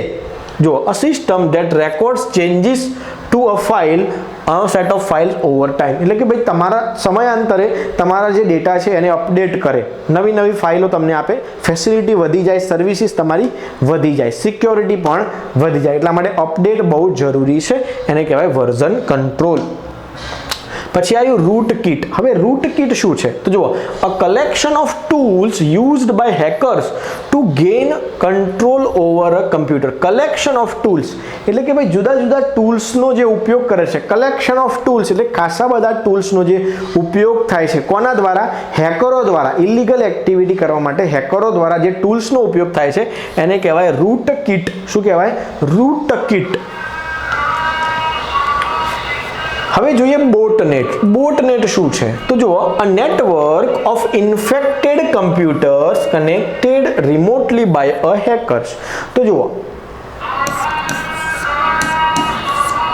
આ આપણું એક નેટવર્ક છે, બરોબર છે, અને નેટવર્કની અંદર બધા કમ્પ્યુટર કનેક્ટ છે. અહીંયા એક કમ્પ્યુટર જે છે કે હેકર દ્વારા કંટ્રોલ કરી લેવામાં આવ્યું છે. રૂટ કિટનો ઉપયોગ કરીને, જુદા જુદા ટૂલ કિટનો ઉપયોગ કરીને હેકરે આ કમ્પ્યુટરનો એક્સેસ મેળવી લીધો. પછી અહીંયાથી એક બીજું નેટવર્ક છે, પછી આ કમ્પ્યુટરનો એક્સેસ મેળવી લીધો, આ કમ્પ્યુટરનો, અને આ બધા હેક થયેલા કમ્પ્યુટરનું એક નેટવર્ક, એને કહેવાય મિત્રો બોટનેટ. હેક થયેલા કમ્પ્યુટરનું પણ એક નેટવર્ક બની જાય, એને કહેવાય બોટનેટ. શું કહેવાય? બોટનેટ. તો મિત્રો અહીંયા આપણો પ્રથમ સેટ કમ્પ્લીટ થાય છે. આવા આપણી પાસે 4 સેટ છે. કેટલા છે? 4 સેટ. કેટલા? 4 સેટ છે કે જેની અંદર 400 આવી જુદી જુદી શબ્દાવલી છે. 400 શબ્દો અથવા 400 વર્ડ્સ કહી શકાય કે જે આપણે ભણવાના છે. જો અહીંયા 403 છે, બરોબર છે, કે જે આપણને કમ્પ્યુટરના તમામ બેઝિક કન્સેપ્ટ શું કરી દેશે? ક્લિયર કરી દેશે. આટલું અભ્યાસ કરી લેશો એટલે કમ્પ્યુટરનું બેઝિક માઇન્ડમાં નોલેજ બધું જ પાક્કું થઈ જશે. બરોબર છે. તો આ કમ્પ્યુટરની શબ્દાવલી હતી. હવે આપણે નેક્સ્ટ એપિસોડ, નેક્સ્ટ ભાગમાં મળીશું. બરોબર છે. જય હિન્દ, જય ભારત.